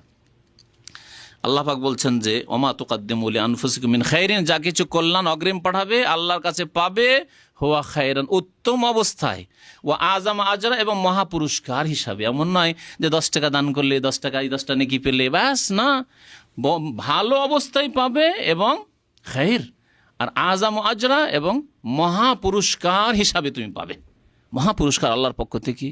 একজন দুনিয়াতে কেউ যদি বলে একটা বড় পুরস্কার আছে, বড় গিফট আছে, তাহলে আপনি ছুটছেন সুপার মার্কেটের দিকে। হ্যাঁ, নতুন একটা কার এখানে 6 মাস ধরে আজ, ওরে বাপরে, কত লোক যে 100 রিয়াল করে মাল সামান কিনলে একটা এই ছোট পুরস্কারের জন্য। আর আল্লাহ পাক যিনি স্বয়ং রব্বুল আলামিন বলছেন যে আযাম আজরা, মহাপুরস্কার রয়েছে। আস্তাগফিরুল্লাহ। সুতরাং যা ভুল ভ্রান্তি হচ্ছে আমল করার পরে, তার জন্য আল্লাহর কাছে তওবা ইস্তিগফার করো, মার্জনা কামনা করো। ইন্নাল্লাহ গফুরুর রহিম, নিশ্চয় আল্লাহ পাক রব্বুল মার্জনাকারী এবং দয়াবান রহিম। আল্লাহ পাক রব্বুল আলামিন। ও সাল্লাল্লাহু নবিয়ানা মুহাম্মদ ওয়া আলা আলিহি ওয়া সাহবিহি আজমাইন। যদি সময় থাকে তো একটি হাদিস মাত্র শোনাচ্ছি তাহাজ্জুদ সম্পর্কে। নবী করিম সাল্লাল্লাহু আলাইহি ওয়াসাল্লাম বলছেন, হাদিসটি সহিহ, আল্লামা নাসিরুদ্দিন আলবানী সহিহ বলেছেন, এবং তিরমিজিতে আছে, আলাইকুম বিকিয়ামিল লাইল, তোমরা তাহাজ্জুদ, কারণ তাহাজ্জুদের বিষয়টি বিশেষ করে এই সূরা আসর, সূরা মুজাম্মিলে, তোমরা তাহাজ্জুদের নামাজ অবশ্যই পড়ো, যদিও ফরজ নাই, কিন্তু তাগিদ করেছেন নবী করিম আলাইকুম বিকিয়ামিল লাইল ফাইন্নাহু দাবুস সলেহিন কাবলাকুম, তোমাদের পূর্বে যত সৎ লোকেরা ছিল, নেক লোক, সলেহিন আল্লাহর ওলিরা ছিল, তারা তাহাজ্জুদ পড়তো। সুতরাং তুমি যদি আল্লাহর ওলি হতে চাও, আল্লাহর বন্ধু হতে চাও, যদি সলেহিন নেক লোক হতে চাও, তাহলে তাহাজ্জুদ পড়ো। এই একটি বিষয়। আগের উম্মতেও তাহাজ্জুদ ছিল। তাহলে ফাইন্নাহু দাবুস সলেহিন কাবলাকুম, তোমাদের পূর্বে, আগের জাতিতে বলা হয়েছে, আগের উম্মতে। আর তাতে কি হবে? মানহাতুন আনিল ইসম, এই তাহাজ্জুদ তোমাকে গুনাহ থেকে রক্ষা করবে, গুনাহ থেকে রক্ষা করবে এবং তোমার বরকতের কারণ হবে, রুজিতে বরকতের কারণ হবে। তোমার আরেকটি রিওয়ায়াত, যদিও কেউ কেউ জয়ীফ বলেছেন, যে তোমার ব্যাধি দূর করবে, তোমার শরীরের ব্যাধি দূর করবে। মাতরাদাতুন লিদ্দায়ে আনিল জাসাদ, ব্যাধি দূর করবে। আমি একজন তাহাজ্জুদ গুজারকে জানি, তার গায়ে শ্বেত রোগ ছিল, শ্বেত রোগ, সাদা হয়ে যাওয়া, জানেন না, হয় না, সাদা হয়ে যেত। বেশ আমি দেখেছি যে অনেকটাই তার শরীর সাদা হয়ে গেছিল।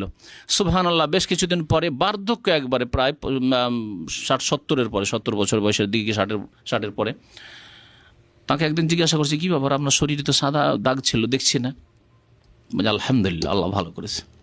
কিসে ধরলাম ওকে, যে কী জন্য, কীভাবে ভালো হইলো? যে আমি যখন এই রোগ হয়ে গেল, তখন আমি তাহাজ্জুদ খুব ভালো করে পড়া শুরু করলাম, খুব তাহাজ্জুদ পড়তাম, আল্লাহ পাকের কাছে দোয়া করতাম, আমি কোনো এলাজ করিনি, কোনো চিকিৎসা করিনি, আলহামদুলিল্লাহ ভালো হয়ে গেছে। তো আল্লাহ পাক রব্বুল আলামিন যেন আমাদেরকে নেক আমলের তৌফিক দান করেন, আমাদের গুনাহ খাতা মাফ করেন। আব্দুল্লাহ বিন উমর, হাফসা রাদিয়াল্লাহু তাআলা আনহার ভাই এবং উমরের ছেলে, তিনি স্বপ্ন দেখতেন। নবী সাল্লাল্লাহু আলাইহি ওয়াসাল্লামকে জিজ্ঞাসা করলেন, দু একটা স্বপ্নের কথা উল্লেখ করেছিলেন, লম্বা বলছি না। তখন নবী সাল্লাল্লাহু আলাইহি ওয়াসাল্লাম বলেছেন যে, নেমার রাজুল আব্দুল্লাহ লাউ কানা ইউসাল্লি বিল্লাইল, আব্দুল্লাহ খুব ভালো মানুষ হবে যদি রাত্রে তাহাজ্জুদ পড়ে।